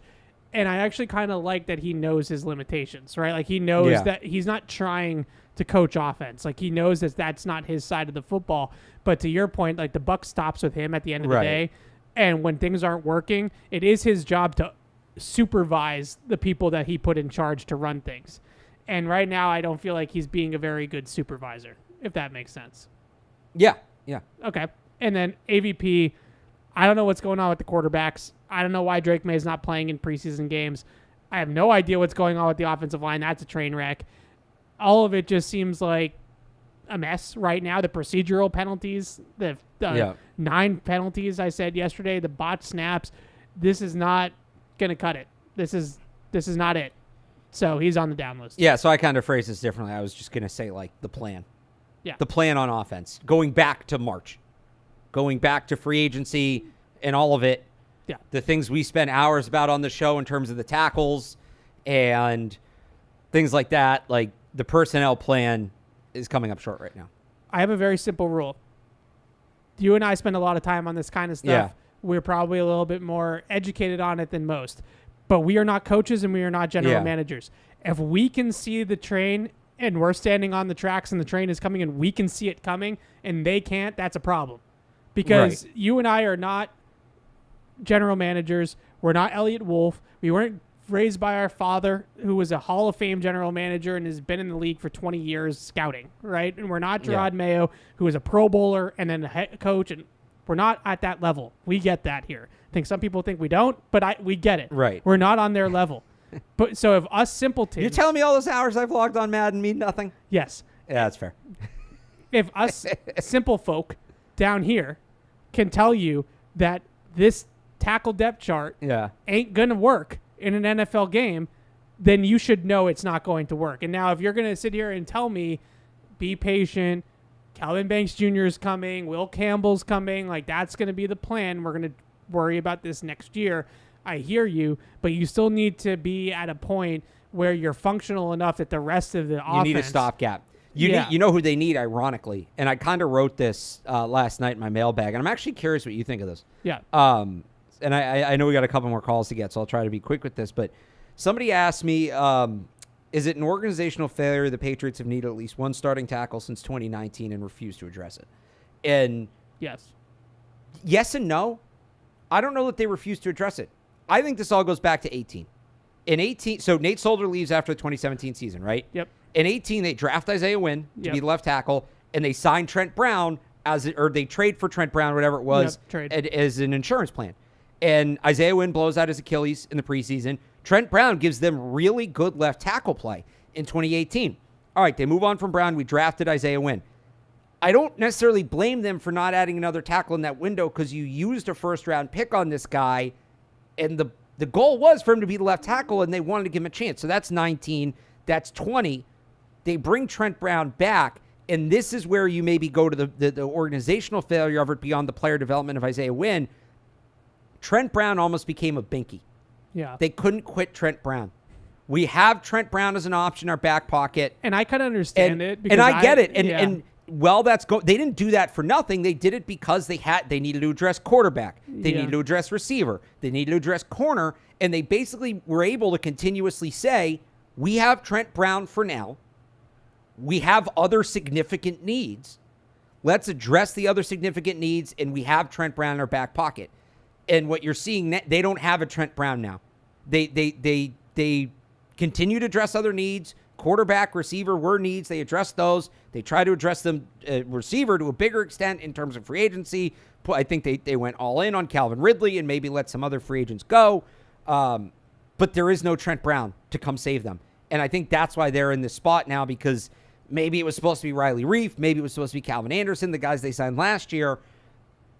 That to me is how they ended up in this spot. They didn't have that veteran in their back pocket. Maybe the veterans they thought they were going to have Chuks Okorafor were never realistically going to be on that level. Yeah, that's a really a fair point with Trent Brown, because I almost couldn't quit him either, because when he's on, he's great. Yeah, his tape is like top 20 left tackle in the NFL. And I think it was always, there was never a ton of competition because teams didn't want to deal with him. Yeah. And there was always they were perfect for each other. Yeah.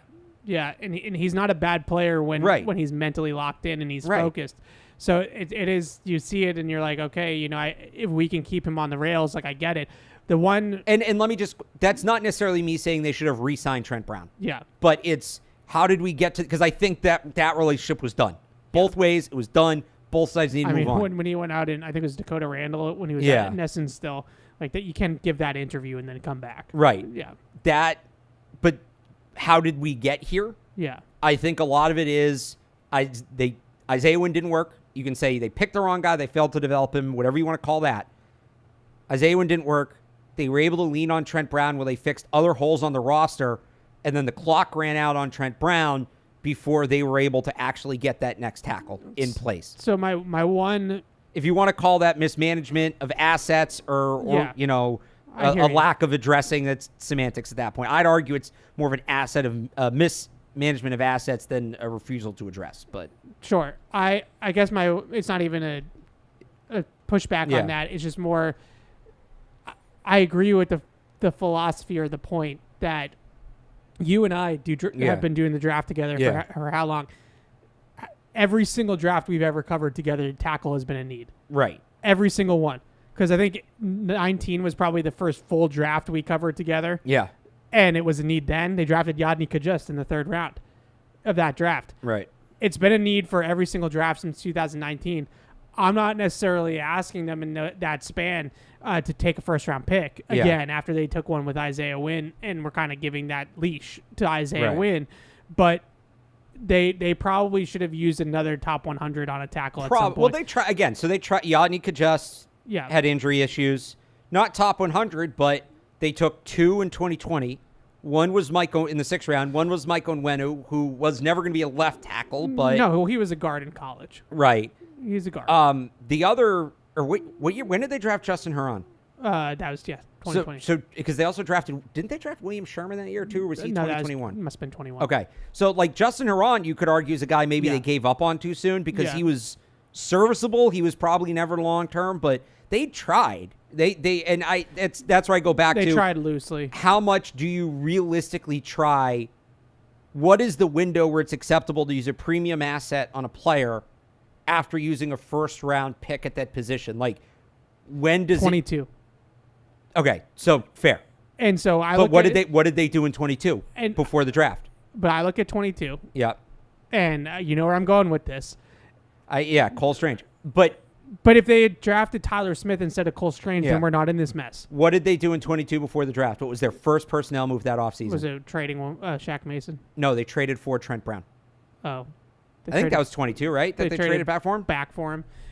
Might have been. Which is kind of my point. They always they wanted to address. Oh, it was 21, but they had him. Yeah. I think they they re-signed. Yeah. So March 21st, they re-signed Trent Brown to a 2-year, $14 million deal. Right. And we had talked a lot before they re-signed him. We thought he was gone. Yeah. Because it hadn't gone well the year before. We thought he was gone. No, he went to the Raiders, and then the Raiders cut him, and they brought him back. They traded for him in 21. They traded for him from the Raiders. Right, but it was in the last year of his deal. Yeah. And we thought he was gone. He was going to go chase big money again. They wanted to address guard. They wanted to address receiver, Tyquan Thornton, right? They wanted to address other things. So what did they do? They went back out, and they re-signed Trent Brown. The 22 draft is really where it hit. 22 would have been the time. You're right. 22 would have been the time to address it. But I'm telling you, that's what I think addressing it was trading for Trent Brown. Okay. So on the same note, I guess we can I can just kind of talk about this even quicker. Oh, that's right. We're doing ups and downs. Yeah. Second down here, just the entire offensive tackle depth chart. just from top to bottom. I think Okorafor has been probably the best out of the group, and that's saying best very, very lightly. But he's been okay. He's been fine at right tackle. Left tackle, whether it's Vidarian Lowe or Calvin Anderson, who's been repping at left tackle for the most part with his twos, has been terrible. They had Caden Wallace. It seemed like Caden Wallace was on a fast track and he was in a good spot early on in camp. That train has slowed completely down, and I don't know what's going on with that. So your top 4 tackles right now of Lowe, Okorafor, Anderson, Wallace, I can confidently say that I maybe think they have one starter. Yeah. In Okorafor, and then Wallace is still kind of an unknown. So I'll give him that. Problem is, I think Wallace could be a starting caliber level player, but only at the position that Chuks Okorafor plays. Right. So they have no left tackle. Right. They have no depth at tackle because I don't think Vidarian Lowe or Calvin Anderson's even capable depth at this point. I think Calvin Anderson's a decent swing. I don't know. Did you see him try to block Nolan Smith yesterday? Fair. So their tackle situation is exactly. I'll give you guys the credit because I wasn't able to pound on them on March. Exactly where all of you thought it would be. And on August 14th, their tackle situation is where it is. You know me. I couch my takes more than anybody. I put more qualifiers in my takes than anybody. Give myself a way to weasel out of being wrong. I did not do that on that take. Take, I pounded the table. I got to protect myself a little bit. My second down, Chad Ryland. Oh, no. I think he let Joey Sly catch up. Yeah. Joey Sly's jacked, by the way. Joey Sly's huge. So when we talked to Joey Sly the other day, super nice guy. We spent a lot of time talking about golf. Some of it, how it relates to kicking, but just also kind of golf. Okay, don't go too long on this. You talked to him for 14 minutes. It was absurd. It's great. We had great conversation. It wasn't great. We had a great conversation. I looked over 3 times, and Joey Sly was still talking. Yeah, he was enjoying it. I think that was the longest non-quarterback press conference of the summer. What is your problem with that? Bob Sosi, Brian Hines, who else was there? 14 We had a good conversation with the guy. So on Joey Sly. After 13 minutes of talking golf, somebody asked him about the kickoff, and he talked about, he compared it to golf. He was like, I used to be the driver, the big leg, kick it through the end zone. Now you got to get the wedge out and drop the ball in there, and it's more strategic. And he kind of threw in at the end. And also, I know I might be in a position to tackle more. I'm excited for that. I'm ready for it. Didn't say he's okay with it. Said he's excited for it. Again, big dude. I'm like, of course you're excited for it. You're going to take somebody's head off. Anyway, they did this drill. Was this on Sunday? You have 30 more seconds. They did this drill on Sunday where it was the 4 live field goals for each kicker like they've done at the end of each practice. Get off your phone. Listen to me. Nope. But they had the entire team in a semicircle around the kicker, just yelling at him. Oh, yeah. And jumping up and down his face, waving his arms. DeMarcus Covington was really into it. Dietrich Wise was really into it. And Sly was the better kicker in that. He's still perfect from 50 plus. Ryland, I think, is 1 for 3 from 50 plus in this camp. Ryland also had his first miss from the 40-yard range. He missed a 48-yarder. Okay, so just to sum this up, because I'm falling asleep, Joey Sly right now, if you had to call it right now, Joey Sly's your kicker. I'd still maybe go look elsewhere, but between the two of them, I'd go Joey Sly. Yeah, I'm okay with rolling with the Sly guy. I'm all right with it. He's got a big leg. He's going to give him some distance. Their offense is not going to be able to drive the ball consistently. So what it comes down to right now between the kickers to me, do you want the guy that's more reliable from 30 to 49, but that's his range, or do you want the guy that can step out and maybe give you a 50 plus? What I like about Joey Sly, he's got a bigger leg, and he's got a little bit more moxie. Yeah. Last year Ryland turned into a puddle. I saw that. I don't need that again. I'll take the guy that's got a little bit more moxie and has a little bit more leg. All right. Done. Joey Sly. I'm with you. All right. Last one here for me. I would just say that in general, the cornerback depth is something that's creeped up a little bit. We've had a lot of data now of no Jonathan Jones and no Marcus Jones because of injuries. And I think Jonathan Jones is mostly just veteran management. Yeah. But regardless, we've seen a lot of Marco Wilson, Alex Austin, Isaiah Bolden, that next group. I was hoping that group would be a little bit better.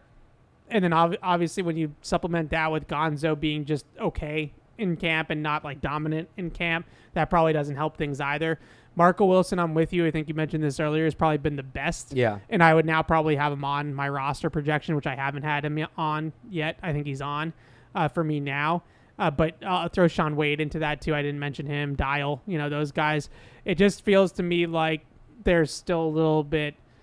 I'm not 100% sure how deep they are anymore. So I always hate doing this, but it's more of a can't make the club from the tub down. Yeah. Sean Wade missing these last few practices sucks because it felt like he was making real momentum, making a push towards a roster spot. Now he's not out there. They're repping Isaiah Bolden in the slot, which Wade's natural slot ability was the best, like the biggest thing he had going for him towards making the roster. This is valuable time he's missing right here, and I think it's really going to hurt his chances to make the team. Yeah. He didn't do anything wrong. Like, guys get hurt, it happens, but that's the reality of it. If you get hurt and somebody else steps up, that job might not be there when you come back. Yeah, I think I would now, if I had to redo my roster projection, I'd probably have Marco Wilson on and Sean Wade. So I had Isaiah Bolden as the odd man out on my last one. I'm going to switch those on my next one, I think. Yeah. Really quickly, before we take these calls and wrap, a little bit of NFL news. Oh. J.J. McCarthy out for the year. Torn meniscus. All right, so that's – all right. Full meniscus repair, which means that he is now out for the year. So to relate it back to the – and obviously, hoping the best for him and the Vikings and all that, whatever. To relate it back to the Patriots, because it is a Patriots show, it is going to be interesting to see what happens with him in terms of his development. This is a valuable year he is losing. Yeah. Forget not playing in games, not being at practice. I'm sure he'll still be around and being in the meeting rooms, but it's tougher to be engaged in that way. Yeah. This is why you have to be so careful with Drake May when it comes to the offensive line. So I didn't see the play exactly that he got hurt on. Did he get hurt on a contact injury, or was it I don't think anybody knows. Yeah, it was a practice thing, I think. Because coming out of the game, nobody was saying anything. No, I think it was in the game. I saw a report yesterday that at some point in the game, he went to the sideline and said his knee felt weird. Yeah. And they're like, all right, we'll run tests. But he didn't take a big hit. He didn't get rolled up on. It was it's football. Yeah. And that's, you risk that with Drake May every time you put him out there, and you have to take that risk to an extent. It's a cautionary tale. But I wouldn't even say caution. Well, I guess it is. There are going to be people who look at Drake May's 7 snaps and say, well, see, this is why you don't risk him. Yeah. But I think it also shows you, like, this has the potential to massively alter his career. And people point to Joe Burrow. Burrow played 3 months before he tore his ACL, or before he got hurt as a rookie. He tore his ACL. No, he tore his ACL. That was his rookie year, right? Yeah. He played 3 months. He got enough data that, missing as much time as J.J. McCarthy's going to miss, like, he's behind now. Yeah. He's behind his development. This is another guy like Drake May that is a project, and it'll be interesting to see how this impacts him moving forward. Also, good chance for Sam Darnold, who all reports out of Minnesota's had a decent summer. Okay, just my quick thing on J.J. McCarthy, and this is not an Andrew Luck moment, okay? I'm not rooting for injuries. I'm not happy that he's hurt. Well, right? according to you, Andrew Luck didn't retire because of injuries. You know what I'm trying to say. I'm not trying to, like, be an a-hole about this, right? I'm not rooting for injuries. I'm not happy he's hurt, none of those types of things. But a part of me is a little bit okay with the fact that he's not going to play this year, because we said it during the draft. I can pull the receipts. I remember saying this right after the draft, that because he's playing in Kevin O'Connell's offense with Justin Jefferson and Jordan Addison, if J.J. McCarthy got on the field early on, he was going to look better than Drake May. Yeah. Oh, yeah. It was going to be kind of like a Mac Jones situation, right? And now, just if Drake May was sitting and holding the clipboard for the entire year, and J.J. McCarthy was having a good rookie season in Minnesota, as you like to say sometimes, Alex, that would not have been good for the brand. All right, that would not have been good. Have I ever said that? Yes, you I don't have. think that's a me thing. Yeah, that would not have been good for the brand. That would have been tough to deal well, with. And so selfishly, I guess we would have just had to deal with the people that don't understand how. Oh, yeah, you throw to Justin Jefferson, you're going to look pretty good. The Patriots don't have Justin Jefferson. All right, let's take these calls. Jake is in Leominster. What's up, Jake? Jake, you there? Going once. All right, call us back, Jake, and we'll get you on the air.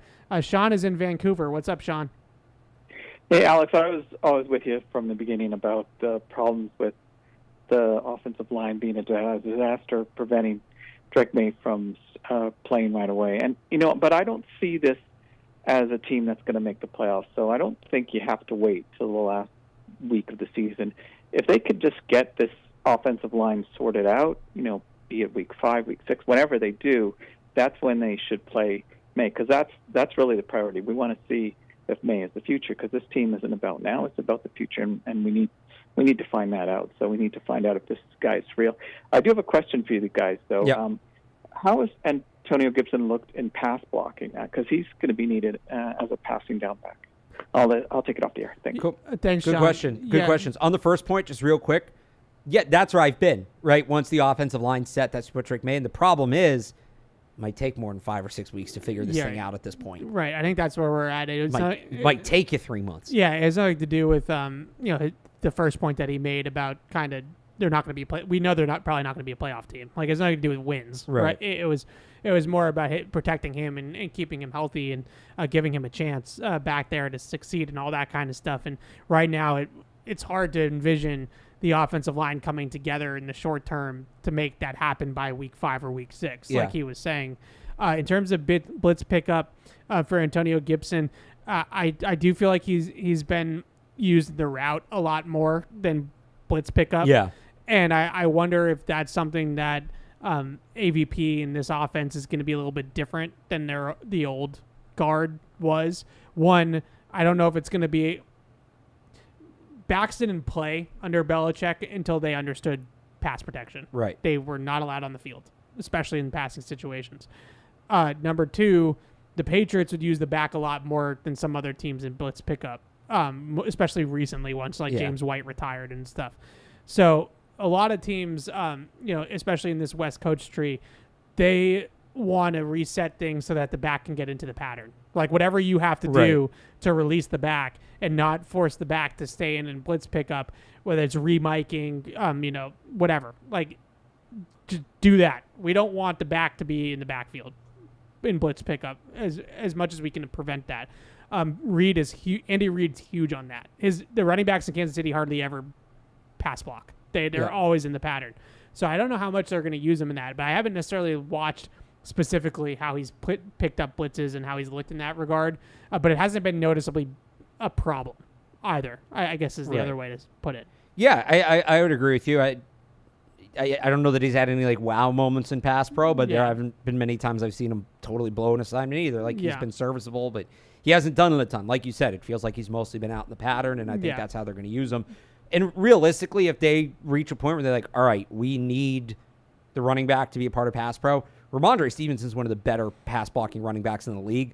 They'll probably just put him on the field more at that point. Yeah, Gibson, and I actually really like that. So we only have a couple more minutes, so I don't want to get too bogged down in the X's and O's. But when you think about it, it's a numbers game, right? It's always a numbers game.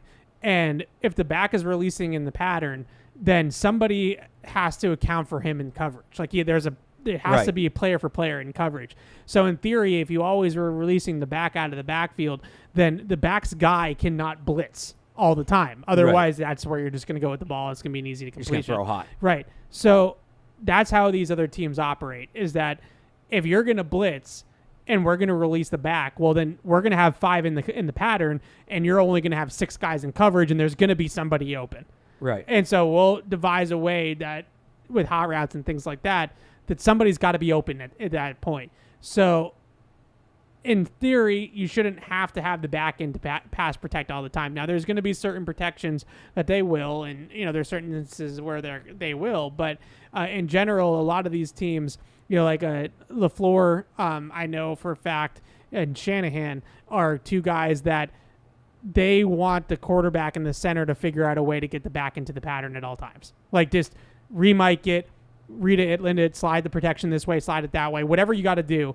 We don't want the back just sitting back there and picking up linebackers. It just doesn't help us as an offense. Right. So I feel like AVP is going to be in more of that school, but we'll see. It's a good question, and we'll see. But I hope to an extent that the days of Pierre Strong is just never going to get on the field because he can't pick up a freaking linebacker and blitz pickup, or Kevin Harris, like you were mentioning the Lions game a couple years ago where Ramondre is still in the game when they're up 30 points. I hope those days are gone. because I think that was a little an instinct, archaic way of looking at it. I want to talk to wrap up the show. I know we have one more call and we'll get to it, but I do want to give our takes on tomorrow night really quickly. Yep. So what are you looking forward to tomorrow night? What are you expecting to see in terms of Drake May's participation? So this is the big question, because Gerard Mayo at the beginning of the week said he's going to play more, and then the offensive line happened, and I wonder if that's a recalculation. I don't know that anything would surprise me at this point in terms of how him not playing, I guess, would surprise me. Him not playing at all, not playing a single snap. Beyond that, I'm kind of ready for anything. I like that. You're kind of ready for anything. Yeah, he could play 5 snaps. He could play 40. Both would make sense to me at this point. Yeah, I don't think he's going to play a high volume like 40. J.J. McCarthy, I know it's a bad example now that with the injury, but I think he played like 30. It's 33, I think. Yeah, I think he was the most with 33 out of the rookie quarterbacks. I don't expect him to play that much, but I do expect him to play enough that we have some tape to like dig into. And when I say we, I really mean them. Yeah. And you. Yeah, obviously me too. But yeah, I expect to come away from this where we have we have 10 to 12 dropbacks of real dropbacks, not screens, or like 3rd and 10 dump offs into the flat, like actual quarterback plays. Last week we got one. we got one play action drop that went through Jalen Reagor's hands. I think that they will try to get to about 10, 12, 15 of those this week. But I was dead wrong about how they were going to use the quarterbacks last week, so I couldn't. I don't take my word for it, but that's what my gut tells me. The other thing I just really quickly want to mention, I didn't think that the rookie receivers looked great on film with their route running last week. It was just something that I texted you about it. It's not, I'm not like I said DEFCON 5 earlier, red alert about the offensive line. This is like 1 or 2, like DEFCON 1 or 2. It's not something I'm like crazy worried about, right? But I just feel like Jalen Polk in particular, Jalen Polk's going to have a PhD in route running, right? Like he's going to have to be an expert technician in order to thrive in the league. Things like getting defenders off their leverage, eating up cushion against off coverage, efficiency through the top of the route. Like I didn't love those elements of his game last week. It looked like it was moving a little fast for him the first time out. So maybe that slows down for him eventually, but he's got to think the game. Like, if he's got a corner that's 8 yards off, he's got to eat up the space. Like, you got to come out of the blocks, man. Like, you got to come out of the blocks like Noah Lyles, right? You got to get up on him. Well, and then you got to, maybe bad example, because he had the flying 20 in that 100-meter, not the first, not the 10-yard split. But you got to come out of the blocks, and you got to eat up the cushion. And then you want to get up on the toes, right? And then you make the break happen at the top of the route. But if you don't get the defender to even think for a second that you might run by him, then you're toast. Like you got to make the defender think like, okay, this guy's got momentum. You got to get him back on his heels. Yeah. And I'm either in my pedal or I'm back on my heels or my hips are opening up to the field. Like something has to happen there from the defender. Similarly, he ran a route, a little quick out that the defender had outside leverage on him. He was red shaded outside leverage. And he just ran right into the leverage. And I'm not saying that he should have option routed or anything, but if you know that you're going to run an out and you're locked into a route and you have outside leverage corner, you have to make a move at the line of scrimmage in your release to get him off the leverage, right? Like give a little fake to the inside or stem it up to the inside quickly and then come back to the outside. You got to think the game. And I didn't really see that from him in that game, in that film. And Javon Baker a little bit to that extent too, but I didn't necessarily expect Javon Baker to be at that level. Jalen Polk's going to have to be at that level. Jacoby Myers was at that level, is at that level. The other comparison, Tyler Boyd, like Keenan Allen, like some of the other names people throw out, like those guys are at that level. So I got to see a little bit more there out of Jalen Polk. I'm so torn on Jalen Polk. Like all the things that we talk about during draft season when it comes to receivers, this one's like really keeping me up at night. I'm so torn about what to think about him because my typical preferences are separation ability, speed, like all those, like Zay Flowers is like my guy, right? Like that's the type of receiver I look at and say that guy's going to translate and that guy's going to be good in the league. Jalen Polk does all the other things well. He catches the ball well. He's physical. He's got some alpha in him. He's got kind of that, a little bit of attitude to him, but he doesn't separate. And normally I'm out on those types of guys, but I do see it with Jalen Polk, like how he could build himself into a good NFL receiver.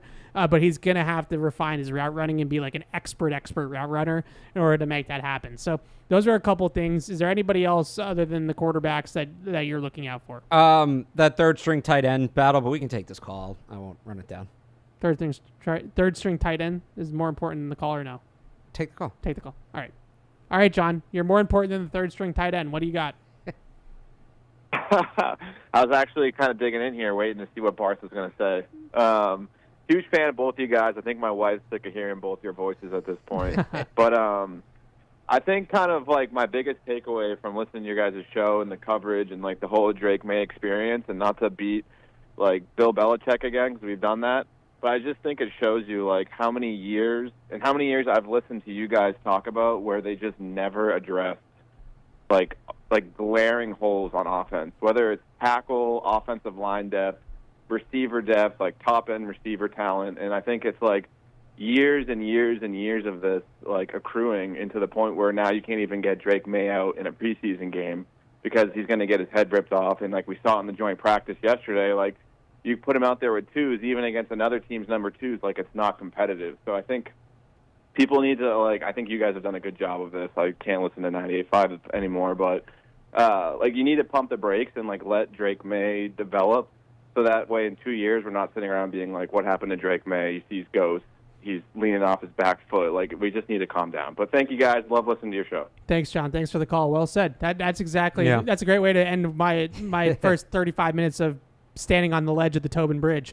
That's exactly where it's at right now, is patience. Like, we are now, yesterday to me, first of all, just really quickly, I know we have to end. Yeah. But I listened to Bedard on the way home last night. He like saw ghosts. Like it was like he saw a dead person the way he was talking about practice yesterday. And I think it was genuine. Like he was I think he was rattled by the ducks and horses question, but okay. Yeah, he was genuinely rattled. And I was not quite that far, but I was I think we're all in a similar place where yesterday was a real wake-up call to the fact that this team's got a ways to go. And we watched a team in the Eagles, who I mentioned at the top of the show, have the third best odds in some places to win Super Bowl 59, are one of those teams, 8 to 10 teams, let's call it that has a legitimate chance to win the Super Bowl. And you saw what that looked like, and then you saw what the Patriots offense looked like, and all of a sudden it's like, we need to take a big step back, right? We've been in the camp grind. We've been at every practice. It's been a couple weeks of this every single day, almost being out there watching for 2 hours. I think we all need to take a deep breath. We need to take a big step back, and we need to realize that this is gonna be a while. Are we going to do Will Campbell check-ins on the show this year? We might have to, and Luther Burden and Travis Hunter, Will Campbell, Calvin Banks. We all need to. This was a wake-up call yesterday, and that's a great way to end the show. So we'll be back next week, probably same day, same time, roughly. I would say this is kind of we're not sure exactly when we'll be on during the regular season. We still got to work out what the football schedule is and all that kind of stuff. But for now, this has been good. So we'll probably be back next week around the same time. Really quickly, before we wrap here, Bridgestone, the official tire of the New England Patriots, is proud to partner with Sullivan Tire, New England's headquarters for quality Bridgestone tires. Visit sullivantire.com to find a location near you. And easy to drink, easy to enjoy, Bud Light, the official beer sponsor of the New England Patriots. Enjoy the game tomorrow night. Hopefully we see more Drake May, and we'll see you guys next week. Bye. Thank you for downloading this podcast. Subscribe on Apple, Google Play, and everywhere else you listen. Like the show? Please rate and review us. Listener comments and ratings help keep us high in the podcast rankings so new listeners can find us. Be sure to check Patriots.com for more news and more podcasts.